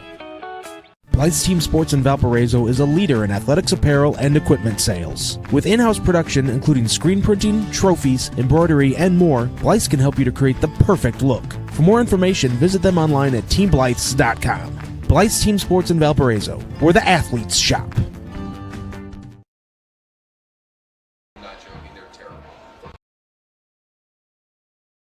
Centrally located in downtown Indianapolis, the Hampton Inn is just steps away from Bankers Life Fieldhouse. Situated at 105 South Meridian Street, shopping, restaurants, entertainment, and many Indianapolis attractions are in near proximity. Hampton Inn has much to offer, including a hot breakfast, high-speed internet access in every room, as well as a gym fitness center. For reservations, the number is 317-261-1200. The website is hamptonin3.hilton.com. Hampton Inn, Indianapolis, downtown. How far would you go to relive another Friday night under the lights? Well, lucky for you, you don't need to go that far at all. At Region Sports Network, we have a collection of over thousands of games, ranging from last week to the 1960s. Now, you can relive the thrilling victories, the heartbreaking defeats, and all the things that make Friday Night Lights so great. Talk to us here at RSN and help us remember the region. Please visit Remember the Region with the link on the screen or through our link tree found on our social media platforms. Hashtag Remember the Region. Welcome back to Portage as the Hose Connections halftime report continues. Ryan Zimmerman here alongside Rick Novak as we bring you the Strack and Van Til scoreboard update. Strack and Van Til, shop online for delivery or curbside pickup at strackandvantil.com. Rick, what have you been looking at so far? Well, on the Strack and Van Til live scoreboard, we've got Michigan City up over their county rivals LaPorte 7-0 at half. Hobart up 31-26 over Hammond Morton at half. Lowell 21, Munster 0, that at half. South Central 8, River Forest 0, also at half. This game, Valpo 21, Portage nothing. About to start the third quarter here at the Warpath. Wheeler and Whiting, we have that one at 0-0. I don't believe that has been updated. If you have that score, if you're at the game and you know the score, please send it in to us. Crown Point 7, Chesterton 0 in the second. Last we had it. Griffith 7, Calumet New Tech 0 in the second. Hammonds Central 7, East Chicago Central 0 at half. Hanover 6, Andrean nothing in the second quarter. Kankakee Valley 14, Highland 0 in the second. Boone Grove 21, Lake Station 0. And finally, Maryville 7, LC 3, a dogfight down there in St. John in the second quarter. That was your Strack and Van Til live scoreboard. Follow all of tonight's region football scores live on the Strack and Van Til hometown scoreboard, streaming on Facebook.com/regionsports and regionsports.com. Strack and Van Til, your favorite Indiana-made grocery store. That'll do it for the Hose Connections halftime report. When we come back, second half action at the Warpath between Valparaiso and Portage here on Game Night built by Von Tobel on the Region Sports Network, the only game in town. Update your kitchen or bathroom with Von Tobel. Get 20% off select cabinets now through October 28th. Von Tobel has cabinets and vanities in a range of styles and colors. Plus, built-in storage, countertops, and flooring. Our designers will help you find the perfect selections for your style and budget. Scan to visit VonTobels.com today to book your free consultation at one of our 4 Indiana showrooms. Von Tobel, building better together. Quintel Incorporated is a family-owned and operated company located in Northwest Indiana that specializes in the reconditioning, repair, and remanufacturing of heat exchangers. Since 1994, Quintel has been handling jobs of all sizes throughout the country. Equipped with the most modern technology and advanced tools, Quintel provides top-notch service. When you trust Quintel for all your needs, you'll get peace of mind and a finished job that exceeds your expectations. For more info about Quintel and the services they provide, visit quintel-inc.com.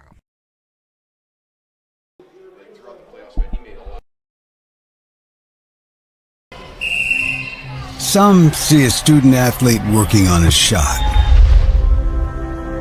We see a powerful lesson in persistence. Some see a student preparing for success on an exam. We see a student athlete preparing for success in life. Proud to keep education in front of athletics since 1903. Some see a student athlete working hard in the weight room. We see a future leader learning there are no shortcuts to success. Some see a start to a swim meet. We see the starting blocks for life. Proud to keep education in front of athletics since 1903. Well, that's just what I found. Four Seasons Mechanical proudly serves Northwest Indiana, providing quality, reasonably priced, reliable service. With a quality and comfort guarantee, the professionals at Four Seasons Mechanical offer a wide range of services in heating, ventilation, and air conditioning. Whether it's residential or commercial, Four Seasons Mechanical is there 24/7. To find out more, the website is fourseasonsmechanical.com or give them a call at 219-756-7020. Four Seasons Mechanical, your indoor air quality specialist. When life takes you places and you can't get to the store, shop online with Strack and Van Til To Go. Our to-go service is easy to use and it can save you time and money. Once your order is in, our own Strack and Van Til team preps your order with care. For delivery or pickup, enjoy the convenience of letting our to-go team shop for you. Enjoy your special moments. Sign up online today at shop.strackandvantil.com. Both teams are back on the field as we get set for second half action between the Valparaiso Vikings and Portage Indians. It's a 21-0 game, Valpo on top as they get set to kick it away. Ryan Zimmerman here alongside Rick Novak on Game Night, built by Von Tobel on the Region Sports Network. Rick, we talked about this all throughout the first half and during the Host Connections halftime show. This Portage defense is having themselves an excellent game, but the other two phases are just not picking up the slack. Yeah, and the more the defense is out there for Portage, the more you think that they're going to have some cracks in the armor, so to speak, because they're going against an offensive line from Valpo that is so much bigger than them on average. They're not going to be able to hold up, you don't think, this entire game. Their offense really needs a drive here in this first possession to be able to continue the rest of that defense that they got at half, to be able to come out and try to weather the storm of this big Valpo offense again. Drayden Wilcox lines up for the Quintel kickoff. Isaiah Patterson and JoJo Mabin back deep for Portage. The ball falls off the tee. We're not quite ready to get this one started. It is a little windy tonight. Definitely a nice little gust here at the Warpath. At what point do you have one of the other 10 players on the field hold the kick? I think if it falls again, another guy has to hold it by rule, so we'll see. If they can just get this off here nice and quick, then nobody will have to do that. Take two for Wilcox. And here we go. Mabin takes it at his own 6. Looking for room up the middle, tries to bounce it outside. Nothing there. Valpo gets to him inside the 20. Yeah, nice job there by the Valpo kickoff coverage team, swarming to the football, staying in their lanes, making sure Mabin had nowhere to go. He was trying to find a little hole, but there was nothing there. So here comes Cody Young for the first drive of the second half. A lot of bright spots throughout the first two quarters, but he's yet to put a full drive together. Just no consistency here for that Portage offense. They got to be able to string a couple 2-3 plays here together to be able to actually be able to get some confidence going. Fields options out wide. Mabin in motion. They hand it to him on the jet sweep. Cuts up the middle and gets taken down by the ankles at the 26. If not for that tackle, that could have been a big game. Yeah, it was a little shoestring tackle. He went straight up the gut and exploded through the hole with some fire to him. A great run, but also a really nice tackle there by the Valpo defender, because if he didn't get him there, Mabin still might have been running. The wide receiver picks up 9 on the first down carry. 2nd and 1 at the 26. Fields options wide. Once again, Mabin back in motion. They hand it to him once more. He's got the first down and a little more. Thrown down to the turf at the 33, and it takes just 2 plays for Portage to pick up a 4 seasons first down. They went to the same exact play with Mabin there, faking that jet sweep, but he's actually running really a trap play straight up the gut, pulling the guard, running right up the middle. They're getting some kind of traction there, running up the gut finally. We'll see if they keep coming to this. Young lines up alone in shotgun. Mabin in motion once again. They fake the handoff to him, fire near side towards Mathis, and he pulls it in. Yeah, pulled that one off the top of the turf there. Nice catch by Mathis. Again, Valpo coming out in that soft kind of cover 3.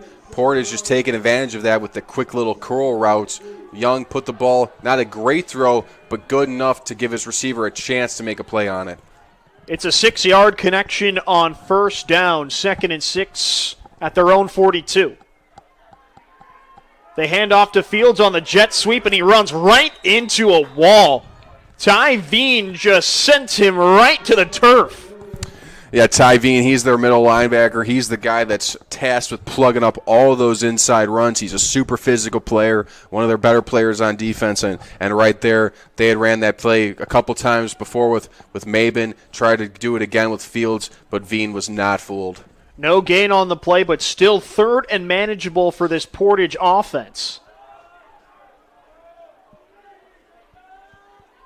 Fields lines up in the slot. Mabin in motion, a little pre-snap motion, and the referees blow the play dead, and Portage caught a huge break. After the whistle, Tyler Verschure jumped the route, and he would have been off to the races with a pick 6. I think the center did not snap the ball there. Everyone had gone except for him. Yes, it's going to be a false start on Portage. It's one of those false start, everyone but the center. Exactly. And it's on the center, really, because if everybody's going but him, it's got to be him, right? And, again, those 3rd down penalties, you go from a 3rd and 2, 3rd and 3 to a 3rd and 7, 3rd and 8. It's a backbreaker. It's back to 3rd and 9. Ball spotted on the 42. Excuse me, the 37. To throw near side Mathis. He hauls it in at the 45. Young goes right back to his main target for a 4 seasons first down. Again, that little curl route, Valpo is playing off. They're trying not to get beat over the top. Portage just saying, hey, we'll take that. Just run the route to the sticks, get that first down. Nice throw by Young. Good catch by Marshall. Young is starting to settle down now after a bit of a frenetic first 2 quarters. He's in a rhythm. Those curls are rhythm throws, so it's good to get their young quarterback in a rhythm with those. They go jet sweep with Mabin once again, and he doesn't have much room. About a 2-yard gain on first down before running into a horde of Vikings.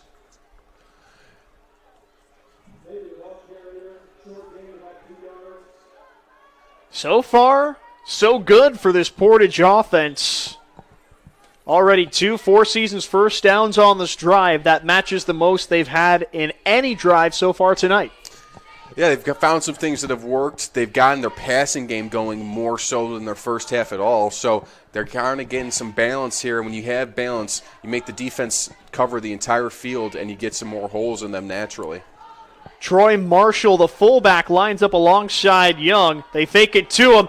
He hucks it deep down the far sideline, broken up.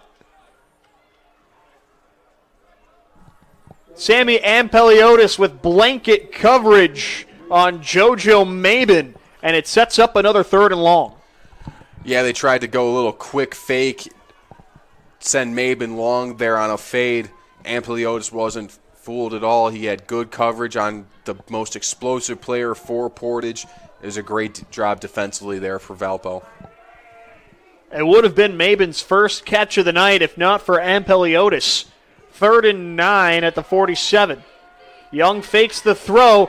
Now fires deep down the near sideline, out of Mathis's reach. Young had him, but just too much air on the throw. He did. Mathis had burned for sure the defensive back for Valpo. He was running free, basically. Young just needed to put the ball to him in stride, and he overthrew him, unfortunately. You got to be able to convert those opportunities when you have them, and Portage just has not been able to tonight. Or all season, really, to be honest. Young back on the field to punt. Tyler Verschure lines up at his own 15, awaiting the return.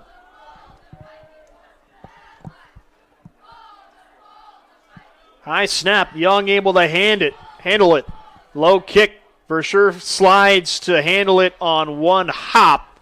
Really no shot at a return, even if he hadn't slipped. Valpo has a ways to go in order to crack the scoreboard in the second half, and they will do so with Justin Clark back under center.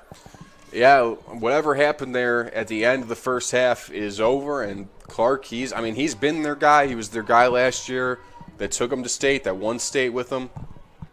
So I was a little shocked to see him out of the game. Whatever reason that was, it's obviously not important anymore because he's back in the game ready to lead the Valpo Vikings. 21-0, just under 4 minutes gone by in the third quarter. They run the handoff with Gage Finley, and he rumbles for a short gain. Yeah, I think one thing to kind of note here is Berta has not come back since we saw him go out. So Finley looks to be the lead back, and it doesn't look like Berta's going to come back in the game. We'll see if that is a season-long thing. Is it just for the rest of the night? Because that's another big loss for them if Berta can no longer play. They're down to their third-string running back in Finley. We've also seen Charles Kopp get some snaps. Portage shows blitz.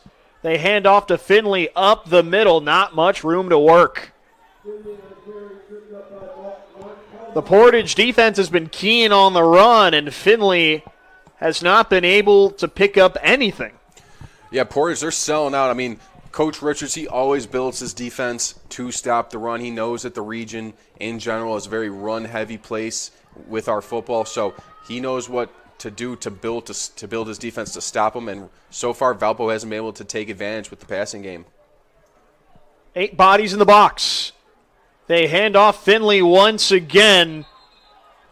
Bursts ahead towards the 30, but the referees ruled him down at the 26. A gain of 1 on third down, and Valpo goes 3 and out. Yeah, Valpo's offense tonight is just, I know they put up 21 points, but they really have not been able to get anything going at all. Very start and stop for them. They've had some explosive plays. Like I said, they've scored 21 points. But I think if you ask Coach Marshall right now to grade their offense, I don't think he'd give it a great grade. Drayden Wilcox on to punt it away. A high end-over-end kick. Hayes lets it bounce before fielding at his own 37. Looking for somewhere to go, but there is nowhere to go. Valpo's special teams get home, and Portage has to set up shop at their own 36. No yards on the return, but still a good place for the Indians to be. Again, we've said it over and over. They got to get something going on offense. They haven't been able. Last drive, we saw them getting their passing game going a little bit. Still weren't able to actually get a sustained drive. I know Coach Richards would like to get at least one of those before the game is over for this young team. Young starts out the drive alone in shotgun. Fields on the move. They hand it to him on the jet sweep. Breaks one tackle at the line of scrimmage, but cannot evade the second. This Valpo defense has been flying to the ball on the run. Outside of a couple of jet sweep handoffs to JoJo Mabin, there really hasn't been too much room to work. Not at all. When Fields is running the ball, they're making him bounce it all. They're making him not hit the hole. I don't think he's hit the hole once tonight because they've been plugged up every single time. And when you do that, you make a guy who's 210 pounds try to go east-west. He's a lot less effective, and you can rally up to him and make tackles for no gain or for loss. It's a gain of 1 on the play. Portage puts their might on the line of scrimmage. Play clock hits 0. Portage couldn't get the play off in time. That's a delay of game. Yeah, there was some miscommunication. You had Young sending Fields in motion. It looked like they weren't really sure where he was supposed to be. And, again, that's a symptom of being such a young team. They have so many sophomores starting on offense for them right now. They got guys who are still really trying to catch their bearings in varsity football in the Duneland Conference, and you're going to have problems like that. And we've seen tonight and throughout the season Portage have those types of problems. That sets up a 2nd and 14. Valpo puts 7 in the box. Maben in motion. They fake it to him on the jet sweep. Young fires deep and completes. Kenyon Andrews hauled it in with tight coverage. Cody Young gives Portage their biggest play of the night. Yeah, it was a great throw by Young. It was a great catch by Andrews. It was good coverage there by 21 Watkins on Valpo. He was really blanketing the receiver, but when you have a perfect throw by Young like that, back shoulder, it's almost impossible to stop by the DV. So that's the best throw I've seen from Young all night. Once again, Portage in Valpo territory. Maben on the move. They fake the jet sweep once again. Quick slant over the middle, broken up. Mathis got his hands to it, but Tyler Verschure quickly knocked it away. Yeah, they tried to go a little play action, quick slant. Marshall kind of had the inside, it looked like, but Verschure is such a great defender. He was able to recover. His timing was perfect. He was there right as the ball got there, so no penalty. Able to break up the pass. You were talking about this earlier. Those are the rhythm throws that got Young back into it. They fake the handoff Maben. Towards the near side, Mathis hauls it in, but short of the marker. Verschure quickly wrapped him up, but still 3rd and manageable for the Portage offense. Yeah, nice throw by Young. That out route there across the field, that is a tough throw. You got to put some English on that, because if you don't, it's a very easy interception for the defensive back. So a couple very impressive throws here by Cody Young, putting some, like we're talking about, that rhythm to work. Maben in motion. They give it to him on the handoff. He breaks through up the middle, and that's good enough for a Four Seasons first down. Yeah, they ran that little trap power. I'm not sure exactly which one it was. Just pulled that guard, let him lead right through. Maben ran right behind him. They're getting some momentum now on offense, being able to pick up a couple first downs in a row. Let's see if they can actually put the ball in the end zone. Portage is inside the Valpo 30 for the first time tonight. They hand it off to Maben on the jet sweep. Bounces it outside past the 25, but not much else. A gain of 3 on first down. Maben looked to try and get the edge, but Valpo denied him. Yeah, I like the play call there from Portage, though. They've been using Maben on that motion, but running them inside so much that this time they finally went back to the jet sweep. And while he couldn't get the first down, he did get 5 yards, making the, or 4 yards, making this a 2nd and manageable. Maben in motion once again. They hand it right back to him, but Valpo swallows him up behind the line of scrimmage. They tried going the other way on the jet sweep. Valpo was ready. Yeah, to the well one too many times right there, or at least too many times in a row. Valpo, too smart, too disciplined, too well coached to be able to be fooled like that multiple times off the same play in a row. 3rd and 7 at the 25. Portage in 4-down territory, down 3 scores. Young, a quick 3-step drop. Has to evade the pressure. Steps up, takes off himself. And a flag comes in late. Would have been around a gain of 2, but this should be a late hit. Yeah, I think it's, or maybe a high hit. He took a shot there at the end from a Valpo defender, and that's when the flag came out. We'll see what the call is here. It's going to be a hit to the head on Valpo. That's going to give them a Four Seasons first down, I believe, and going to put Portage in position. I believe they're going to get a 1st and goal here. So they're in business here to finally get some points on the board on what has been easily their best drive of the game. Young is settled in. Now, here comes the hard part. Can he finish the drive and get Portage on the board and perhaps back into this game? Sometimes when you're in this red zone and the field kind of compresses, it makes it even harder, especially in the passing game. So right now it's up to Portage to be able to run the ball still, to be able to get that on first down, but also it's on Young to be able to convert these passes in this compressed red zone area. The penalty is half the distance to the goal, 1st and 10 at the 12-yard line. Portage can pick up a first down without scoring a touchdown. Young to throw, over the middle to the end zone. He's got his man. Troy Marshall hauls in the touchdown pass. Portage is finally on the board. Yeah, they ran Marshall. He was on the wing. They ran him straight up the seam. He had the linebacker on him, but the linebacker couldn't cover him. He ran straight behind him, and Young just had to put the ball right there. Easy pitch and catch. Great play call from the Portage offensive coordinator, and they're finally on the board here. It looks like they might be going for two. No, they're kicking the extra point. Alan Rontes on for the first time tonight.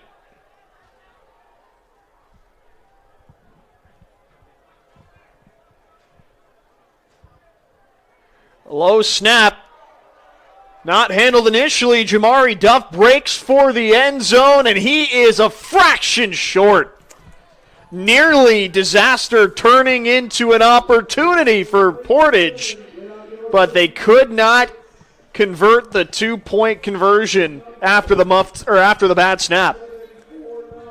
Yeah, it was a good job by the holder there to have the wherewithal to pick it up and just try to go straight to the end zone, run behind those big bodies. But Valpo, they were just a little too physical right there. We're able to stuff them just short for that 2 points. Still, though, Portage picks up their first points of the night. 21-6, Valpo leads it with 2:21 to go in the third quarter. We'll be right back. Portage set to kick it away in just a few moments here on Game Night, built by Von Tobel. Hi, I'm Crowell Company's Lantern Man. I'll cover your motorcycle. I'll be with you on the water. I'll be with you on the snow. I'll cover your insurance needs wherever you go. I'll be at Crowell Agency from 9 a.m. to 9 p.m. As Crowell Company's Lantern Man, I'm your insurance superhero. Crowell Companies, the insurance professionals in Highland, Maryville, and Michigan City. From schools to stadiums, hospitals, and bridges, everywhere you look, union carpenters are building Indiana. With jobs and skilled trades in high demand, there's never been a better time to start building your future. As an apprentice, you'll earn a debt-free college degree, earn while you learn, and receive great benefits like health care and retirement. So what are you waiting for? Visit carpenters.com to learn more. Visit carpenters.com and start building your future today. Ben Fedorchak took the one-hop Quintel kickoff up to the 45 after Portage could not convert on the PAT. Valpo's special teams comes up big again, and the offense has excellent starting field position. 2:12 to go in the third quarter. Valparaiso leads Portage 21-6 here on Game Night, built by Von Tobel on the Region Sports Network. Valpo makes another change at quarterback. Andrew Alcorn back in. He hands off to Cup, and he's got room to work. Breaking it outside. Past the 30, down the far sideline. Stiff arms a man and gets dragged out of bounds. That draws a flag. Charles Cup with the big gainer on first down, and Adam Korba adds on and a couple extra yards with the late hit.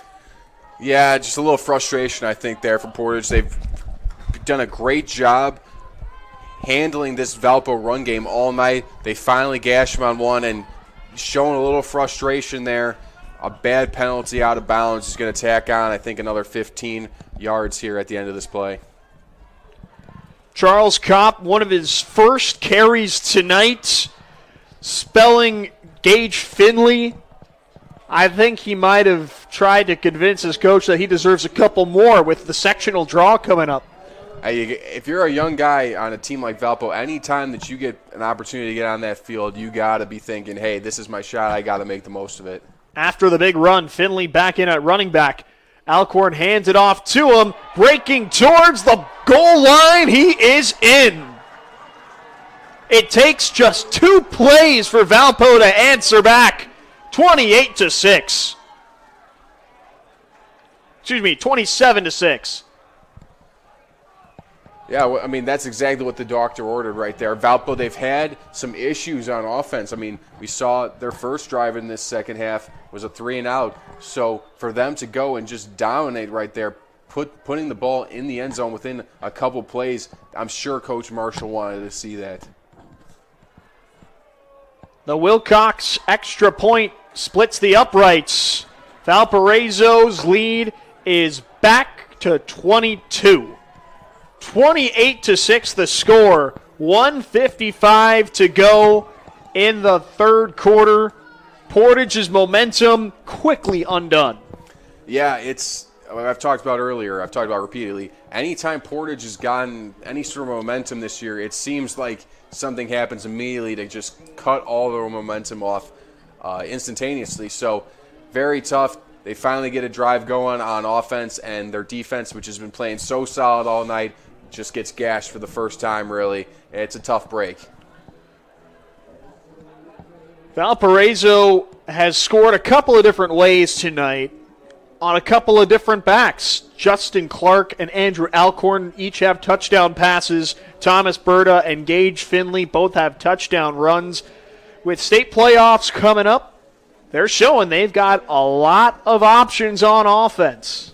No, they are. I mean, like you said, I think with the state playoffs coming, Coach Marshall wants to know, hey, if anybody goes down, do I feel confident in their backup, especially the quarterback? So he's seeing now, hey, if certain guys go down, I still have got great quality depth on this team, and I can feel confident in the guys behind them. So it's definitely a positive for Valpo, and it's a testament to their program that these guys that are backups are coming in and playing so well. Wilcox drills the Quintel kickoff. Maben fumbles it at the 5, but quickly picks it up, tries to reverse fields, and Valpo just eats him alive.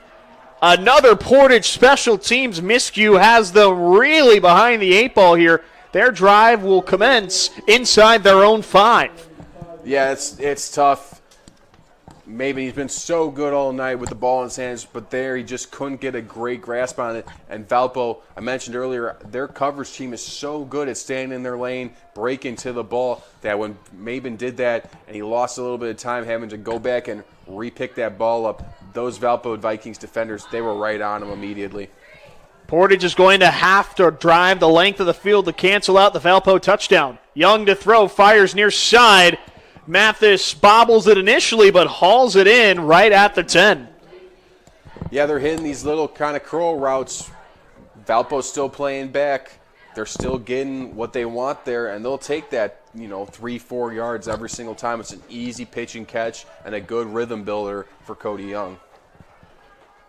At a certain point, though, they're going to have to hit the big shot. Young has shown he can make that throw. He has, and they've had times where the receivers have ran past the DBs for Valpo, so we'll see if they go to that sometime soon here. Young rolls left. He just hucks it out of bounds. There are flags down. A couple players hit the turf. Portage has a man down. That's Maben. Yeah, it looks. I was paying attention to Young, and I wasn't sure exactly what happened, but it looked like there could have been some sort of collision between Maben and a Valpo defender. We'll see what the call is. Fortunately, Maben is back on his feet and in the huddle, but I can't imagine head coach Royden Richards will want to keep him out there at less than 100%. It's a penalty on Veen. This should be called pass interference. I believe it is. It's going to be a Four Seasons first down. That we can guarantee. That we can guarantee. Even after taking the knock, Maben remains in the game. He did not receive any medical attention, so he does not have to come out. But either way, Portage has it at the 20 following the penalty. A new set of downs for Cody Young and the Indians offense.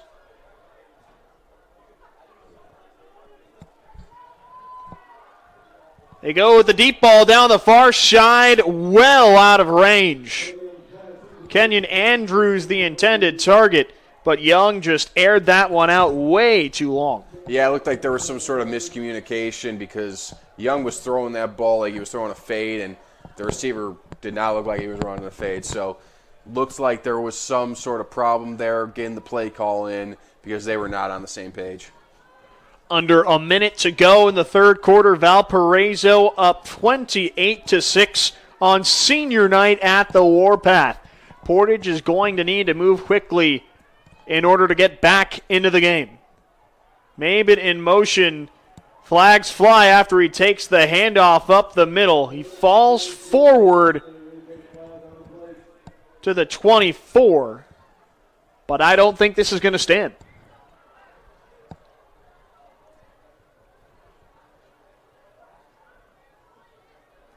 Illegal shift on Portage. I'm going to guess that Maben went in motion when somebody wasn't set yet or something of that nature. Again, young team showing that inexperience. Those are little ticky-tacky penalties that it's just all about being disciplined. And you got young guys out there, they're still trying to get to that level, and you get penalties like that hurt you. 2nd and 15, ball at the 15.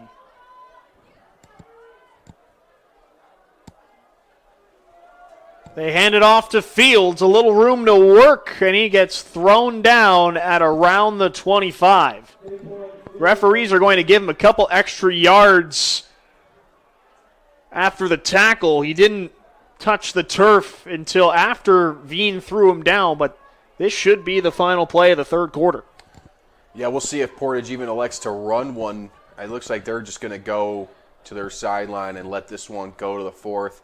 Fields, that was the best run he's got all night. Finally got something positive. Valpo done a great job not letting him go north-south up until that point. Put your fours up at the Warpath. Fourth quarter is coming up next. Valparaiso leads Portage 28-6 here on Game Night, built by Von Tobel on the Region Sports Network, the only game in town. Since 2000, Hose Connections in Hammond has been a premier leader in the hydraulics industry. Hose Connections is a one-stop shop offering quality hydraulic and pneumatic products and services. Hose Connections takes pride in not only meeting but exceeding customers' expectations. To learn all about the products and services that Hose Connections offers, visit hoseconnectionsinc.com or call 219-844-6570. Hose Connections in Hammond, proven under pressure. Have you checked out Send Your Bank's student checking account?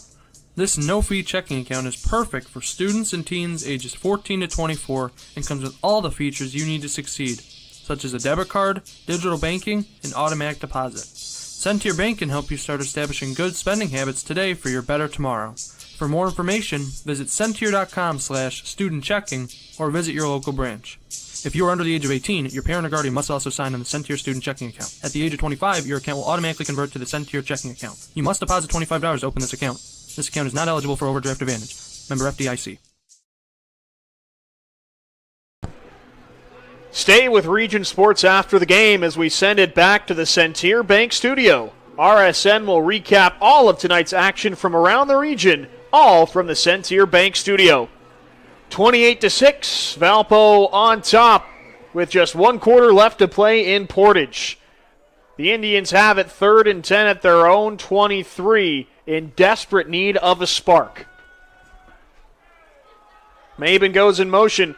They hand off to Fields up the middle. He breaks for a first down and more. Stays on his feet past the 40 for sure. Pushes him out of bounds at the 42. Daquan Fields picks up his biggest gain of the night. Portage forces his first down at a time where they desperately needed one. Yeah, Fields getting them a couple good runs here all night up until this point. He'd really got nothing going. Valpo had just been plugging him every single time. But a couple times he's finally getting out there in the open field and showing why Coach Richards has him starting as a sophomore for this Portage team. He's one of the guys that he highlighted in the lead up to this contest, and he's showing out tonight. Fields once again looking for room up the middle. Valpo makes sure he has none. Forward progress called after a gain of 1. Valpo's front 7 once again breaks through. Yeah, I mean, even if you gash them one time, it's going to be so hard to do anything sustained against those guys going up the middle. They're so good against the run. It feels like at this point, 11:30 left in regulation. The run game has worked at times for Portage, but you just have to trust Cody Young to let this ball fly. I think right now it's 28-6 in the fourth quarter. You got to start airing it out. They run QB power with Young, and he makes it up to the 45, but not much past that. Yeah, try and maybe take advantage of Valpo expecting pass, going a little bit of a QB counter look. But they've ran that play a few times tonight, and Valpo's been up to it almost every single time. It really has had nothing going for them. The rest of the way, you have to expect it's 4-down territory for the Indians. 3rd and 8 at the 45. The line to gain, the Valpo 47. Young looks over the middle, looking for Mathis. It's broken up. Tyler Verschure got a hand to it. Now let's see what Portage decides to do. Yeah, it's going to be a 4th and long. It looks like they're going to send in the punt team. Keep in mind, Young is their punter in addition to their quarterback. So there is a possibility for a trick play, and especially now you're down 22 points, 4th quarter. You're at midfield. You got to do something to generate some momentum offensively. Exactly. Like I said, you're also at midfield. This is kind of the place people like to call fake punts. We'll see what Coach Richards has in store right here. Oh, it is a fake. They run the fake. Young to the outside. He's got Mabin, but I don't think he got enough. Oh, he was just short. You called it, but Mabin was about a yard short. The fake punt pass works, but not well enough. Mabin a yard short, and Valparaiso forces the turnover on downs. Yeah, good job by Valpo's punt return team to be able to kind of audible on the fly there, play a little bit of defense when they thought that they were going to be basically playing offense, and be able to rally up, make that tackle just short, and be able to get their offense back on the field. Andrew Alcorn leads the Viking offense back to work. They set up shop at their own 48.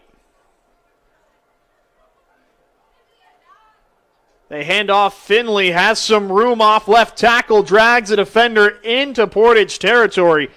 Pleasant brought him down, but not until he got to the 48. Under 10 minutes to go in Portage. Valparaiso up 28-6. They can use this drive to bleed some clock. Yeah, I think they just want to, take as much time off as they can before they get into the end zone. I think that'd be, if Coach Marshall had his way, that'd be exactly how I want it. Alcorn drops back, looking near side. He's got Emmett, spins towards the marker, and he's got enough to move the chains. That's a Four Seasons first down. Yeah, they're taking a little page out of the Portage book. Portage playing that off coverage. Just a quick little curl by Emmett and a good pass by Alcorn there to get the first down. Emmett coming into today had not registered a single catch on the year. Today, he has 2, including his first touchdown. He's really stepped up for this Vikings offense. With Davis out now, they're going to need everybody to step up on their offense to be able to match that production they're losing from him. So if that involves passing him more, I'm sure that Coach Marshall will do so. They go screen on the far side to Stokes, but Alcorn bounced the ball into the turf, incomplete. Yeah, it's tough because the blocking was set up quite nicely there, and Stokes is a burner, so getting him that ball with that blocking in front of him could have led to an explosive play, but Alcorn kind of just skipped it in there to him, unfortunately. Stokes is kind of like Valpo's version of JoJo Mabin. You can get him the ball so many different ways. He scored touchdowns both through the air, on the ground, and in the return game, and he already has one tonight. Yeah, him and Bradney on that outside are both kind of like that. Those kind of Swiss Army knives. They're so fast, and they're running free right there. If Alcorn could have stayed in the pocket, he could have hit one of them maybe for a touchdown even. Those guys are two burners on the outside for Valparaiso. And like I said, with Davis now out, they're going to need to count on those guys even more. Instead, he goes to Logan Prusnak, and that sets up a 3rd and 3. 9 minutes to go in Portage. Valparaiso leads 28-6. A shot to just keep the clock moving. Yeah, I think, that's just what they want to do, bleed this clock. Alcorn drops back. Looking near side, he goes deep towards Emmett. He's got his man in stride. Carter Emmett lost the ball inside the 5.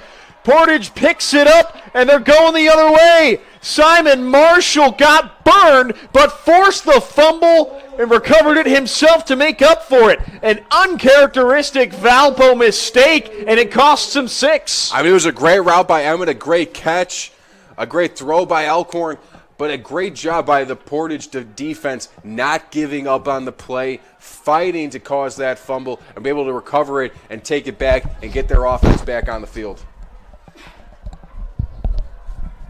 It might be too little too late for Portage, but at least they've got a shot. Exactly, and if you're Coach Richards, you got to love seeing that fight from this young team. These guys have not laid down whatsoever this season or in this game. Young hands off Fields. Stiff arms a man around the 20, but gets pulled down at the end of it. Nothing doing on the ground for the Indians on 1st down. Fields, that was a very impressive stiff arm, though. He took that defender straight to the ground. Unfortunately, the defender did a good job hanging on and was able to bring him down with him.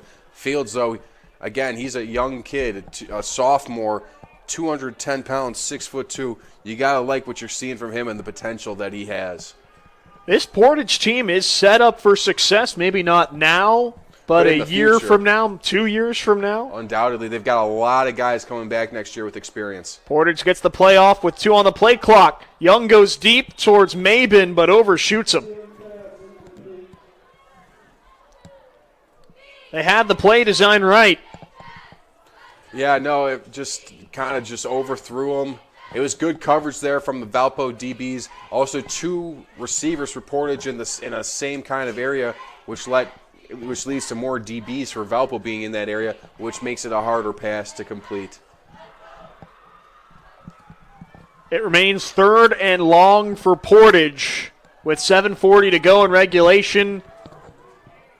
You'd have to think 4 downs. Young to the near side. He's got Mabin, an over-the-shoulder catch. And that's enough for a Four Seasons 1st down. Yeah, it was a great catch by Mabin. An out route, caught it over his shoulder. That's a tough catch to make. A fingertip catch. Oh, he looks like they're going to mark him they respotted the ball, and it's 4th and short instead. My apologies. No, yeah, but Portage is going for it. I mean, hey, there's 7 minutes left. You're down 3 scores. You got to. I like the call, but again, great catch there by Mabin on that previous 3rd down. A lot of beef at the line of scrimmage. Mabin in motion. They hand it to him on the jet sweep, and Valpo stuffs him short. They turn to their big playmaker once again, but Valpo forces another turnover on downs. Yeah, again, going up inside the tackles against Valpo, even if it is with a guy like Mabin, who's been their toughest player tonight on offense for Portage. It's just so hard, and Valpo, they were up to the task now, right there, excuse me, and now we see Justin Clark back in at quarterback for the Vikings. Head coach Bill Marshall has gone with the 2 QB system today. Alcorn had played the majority of snaps in the second half up until this point, but they turned back to their starter to ice this one away. Finley, the running back. Clark keeps it himself, breaks through a few bodies to the 25. 28-6, Valparaiso up on Portage. 6:45 to go in the 4th quarter. Perhaps Valpo's looking to get some positive film on tape for their next film study session. Yeah, I think, and also with Coach Marshall going with the 2 quarterbacks, Whether he wants to do that going forward or not, now it's something that teams are going to have to think about whenever they watch the film of this game. So sometimes it's good just to get things on film that you don't even plan to do again, just to make a team waste time on it. Clark bursts through towards the goal line. No signal yet. He's in. The switch to Justin Clark turns into 6 points. Touchdown, Valpo. Yeah, they ran that power read there with Clark. He pulled it, hit the hole hard following his blockers, was able to make some men miss downfield, and then finally put his shoulder down to run through a man into the end zone. A great run there by Justin Clark. Wilcox on for the extra point. High snap. Cop a good hold, and Wilcox boots it through. 35-6. Valpo has their biggest lead of the night to this point. They got their offense going towards the end of the second quarter, and they haven't slowed down since. No, they haven't, and it's been maybe not the cleanest game for Coach Marshall. I'm sure he's not going to be happy about certain things that have gone down, but when push comes to shove, Valpo, they've played a very methodical game, and they've slowly, like a boa constrictor, kind of wrapped the life out of Portage. And they needed every ounce of effort on both sides of the ball. The 2 QB system has worked, and although Portage has had a couple of bright spots offensively, their defense has embodied bend, don't break. Exactly.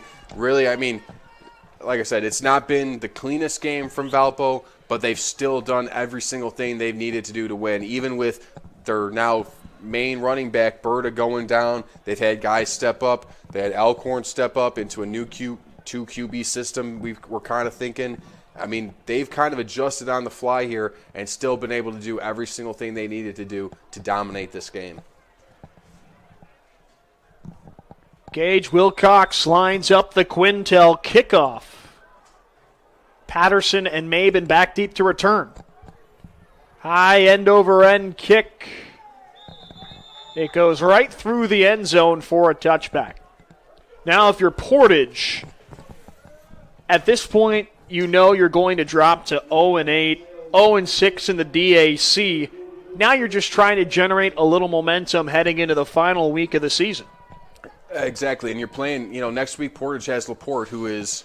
It's a battle of the winless teams in the DAC exactly, right who's there. Also winless in the DAC, so that's going to be a chance for one of those teams to finally pick up a conference victory. So you're totally right. It's all about right now building momentum for next week, being able to put some things together to make yourselves feel confident that, hey, next week we're playing a team that we can go out there and get a win against. Let's put some things right now together so that we can be prepared to go do that.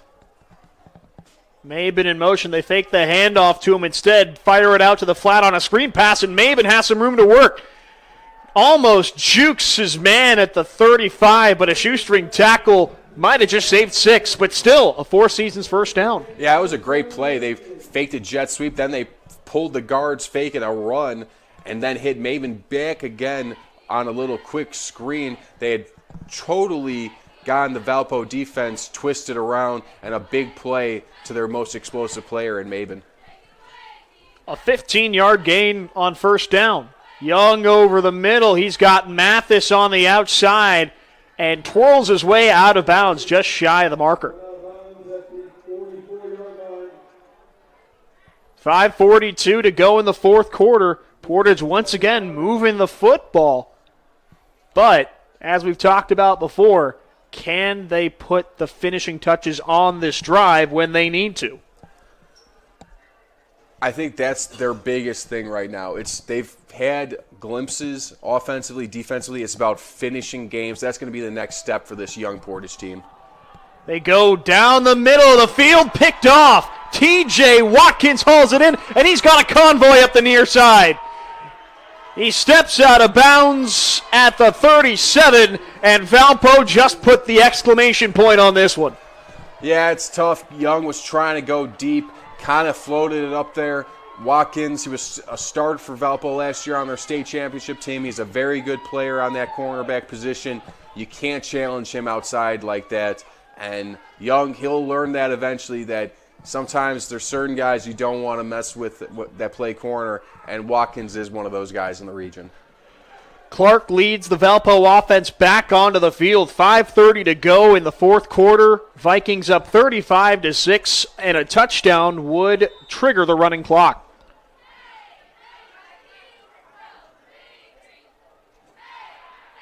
They fake the handoff. Clark keeps it nowhere to go. He's taken to the ground at the 40. That was Pleasant there again. Called his name all night for the Portage defense. He's only a sophomore, too. He's going to be a super stud by the time he's a senior. Again, if you're Portage, you're taking your licks right now, but there's so much talent in their underclassmen classes that they've got to feel good about their future in the DAC. Valpo has been dipping into their bench all night long tonight. They put in a new running back in Henry Gilliana. He'll get some touches, I'm sure, on this drive.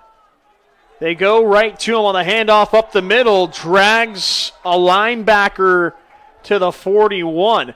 Mark Kalmbacher had him by the legs, but Gilliana still powers forward for a positive gain. Yeah, nice Coach Marshall getting all the seniors in there. I'm also going to shout out number 44 on Valpo, Max Morick. His father, John Morick, coached me at Andrean. He also was a coach in Michigan City. He's now coaching at Calumet College of St. Joseph. He's coached a lot of young men in the region. So shout out Max. He used to come to our games when I was a kid, and it's cool to see him out there now on Friday nights. Such an awesome connection. All right.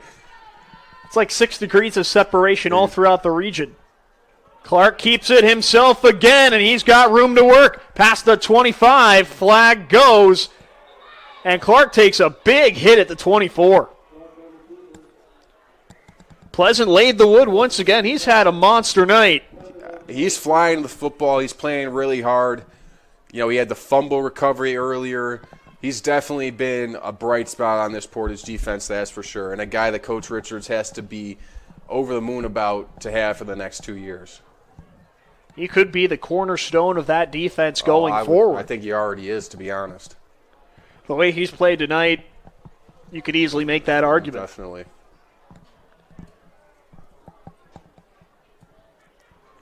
The flag goes against Valpo. I believe that was a block in the back.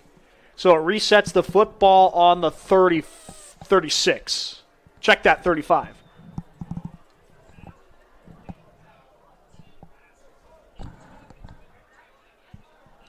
For Valpo, the win will vault them to 6-2, 5-1 in the DAC, with Crown Point leading Chesterton 21-7.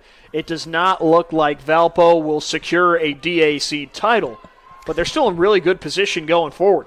Yeah, I mean, they were going to need 3 on the play clock.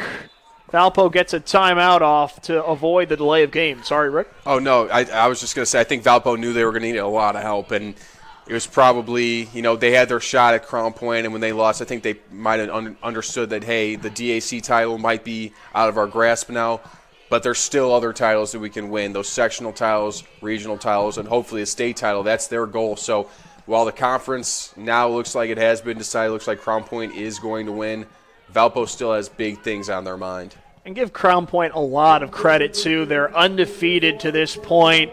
They brought in a transfer quarterback in Noah Ehrlich, and he has been everything that program could have asked for and more. I mean, it's super impressive what Coach Buzz has done, right? In under 3 years, he's taken them from a decent team, but not a top-tier team in the region, to undoubtedly the best team in the region. And it's, like I said, it's taken them under 3 years to do that. And now they're looking at a big sort of a deep run in 6A, and that's what they're gearing up for. And that's why they brought in Ehrlich. That's why they're bringing in all these coaches. They're one of the best coaching staffs in the area, and they've got great players, so we'll see how far they can take it. The Valpo sideline just went nuts over the hat shuffle game. Now back to work at 3rd and 7. Alcorn over the middle. He connects with his target. Damari Gordon nearly had 6, but a shoestring tackle saves a touchdown. Isaiah Patterson just got enough of him. Yeah, that was a great route by number 13 there, Damari Gordon for Valpo. He ran a quick little bang post, and Alcorn put the ball right on the money in stride, and without a shoestring tackle there for the Portage DB, Gordon would be in the end zone. That's just his 4th catch of the year. By far his longest. That would have also been his first score. Instead, 1st and 10, ball on the 12. Valpo in the red zone. Alcorn hands off to Kopp. Room to work over the middle momentarily before he gets slammed to the ground. Yeah, it was Pleasant again. Valpo looks like they're trying to put the running clock on here. Even though there's only a little under 3 minutes left, they're still trying to get that on. And once again, it's Alcorn under center, just giving teams another element to prepare for with the playoffs coming up. He has been effective tonight. He has. He's really slung the ball. You can tell that he's maybe more of a thrower than Clark is, and that might give Valpo a whole new dimension to their offense moving forward. Alcorn did not have a single completion on the year heading into tonight, but he's been slinging the rock around. Alcorn over the middle to the end zone. He's got Gordon. It just took an extra play for him to find Paydirt. Gordon pushes Valpo to a running clock. 41-6 Vikings. Yeah, it was a great little slant route by Gordon. Alcorn had him immediately, kind of waited a second, but Gordon was still so open that he could still just put the ball in right there. Touchdown Valpo. Great job there by Gordon on 2 very nice routes. Wilcox on for the extra point.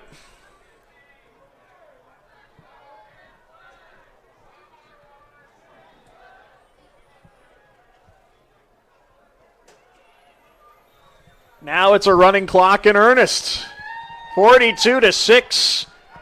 Vikings up 36 points as the clock stops at 1 minute and 31 seconds to go in the 4th quarter with the Quintel kickoff coming up. Before we get there, though, we've got a couple of awards that we might want to start hashing out. Yeah, right. Let's start things off, though, I think, with what I believe to be the easiest award to give out tonight. That's the Boilermakers Local 374 Blue Collar Player of the Game. Rick, who you got for this one? I'm thinking Pleasant from Portage. Jejuri Pleasant. Great minds think alike. Yeah, I knew that's where you were going. He's been making plays all over the field tonight. He's playing with a lot of grit, had a fumble recovery. He's really been the bright spot out there for that Portage defense. He's really played well tonight. A one-man wrecking crew, and the best part about it, he's still got a lot of football left here in Portage. Wilcox tees it up for Valpo. Patterson and Ogbonna Williamson, a guy we haven't seen at all today till this point, back to return. JoJo Maben gets a breather. He's been working hard all night, carrying the ball for his team, and I think Coach Richards is just going to, let him take the rest of the night off. Patterson up past the 20. Or check that.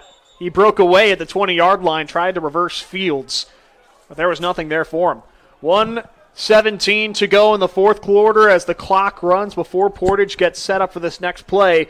Let's move ahead to the Crowell Company's Lantern Man Superhero of the Game. Rick? What are you thinking? Oh, this is a hard one because Valpo has had such a team effort tonight. But I'm going to go with Julian Stokes from Valpo. He's had a few big catches, some great routes, and he's been very hard to guard. He had that touchdown and the 2-point conversion in the 2nd quarter there towards the end of the first half. So I'm going to go with Julian Stokes from Valparaiso. Jamari Duff, the backup in at quarterback for Portage. They hand it off to Fields up the middle. It goes for a minimal gain. I like that call, but you and I did not think the same person for this, so I think we're going to have to hand out co-Lantern Man superheroes of the game. I've got Andrew Alcorn. Hey, I like that one too. He stepped up. He came in, made some good throws, maybe when he wasn't expecting to. So I like Andrew Alcorn as well as for the superhero of the game as well. Clock under 10 seconds. Portage will try to run one final play. Duff by himself in shotgun. Runs QB power up the middle. Breaks through for a sizable gain, but that'll do it. Valparaiso, a 42-6 winner to spoil Portage's senior night. Valparaiso's win pushes them to 6-2 on the season, 4-1 in DAC play, and it'll set up a matchup with Lake Central next week for second place in the conference. As for Portage, they dropped to 0-8, 0-6 in the DAC, and they'll match up with winless LaPorte next week to try and pick up win number 1 heading into the playoffs. Before we head off the air, one more award to hand out, the Proud Union Home Play of the Game, presented by IKORCC, the Indiana, Kentucky, Ohio Regional Council of Carpenters. Rick, what are you thinking? I'm going to go the deep pass from Justin Clark to Carter Emmett down the sideline here in the first quarter. I believe it was 38 yards for a touchdown. That's, technically that would have won the game for Valpo. So I'm going to say that pass, Clark to Emmett, 38 yards for a touchdown in the first quarter, that's our play of the game. I like that call. That, of course, brought to you by IKORCC, training, professionalism, and partnerships for economic development. To summarize the other awards, the Boilermakers Local 374 Blue Collar Player of the Game, Portage linebacker Jajori Pleasant. Boilermakers Local 374. Earn while you learn with Boilermakers Local 374. And to cap it off, the Crowell Company's Lantern Man Superheroes of the Game, Julian Stokes and Andrew Alcorn, both from Valparaiso. Crowell Companies are the insurance superheroes. That'll do it from the Warpath tonight. A big thank you to our management team, our executive producer Chris Ramirez, operations manager Rich Castillo, coordinating producer Claude Martinez, and sports director Jack Thiel.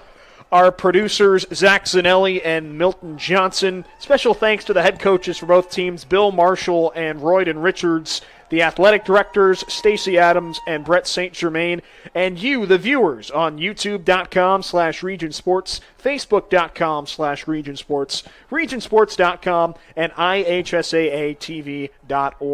For my broadcast partner, Rick Novak, I'm Ryan Zimmerman. Thanks so much for tuning into this edition of Game Night, built by Von Tobel on the Region Sports Network, the only game in town. Now let's send you back to the Centier Bank Studios for the postgame recap.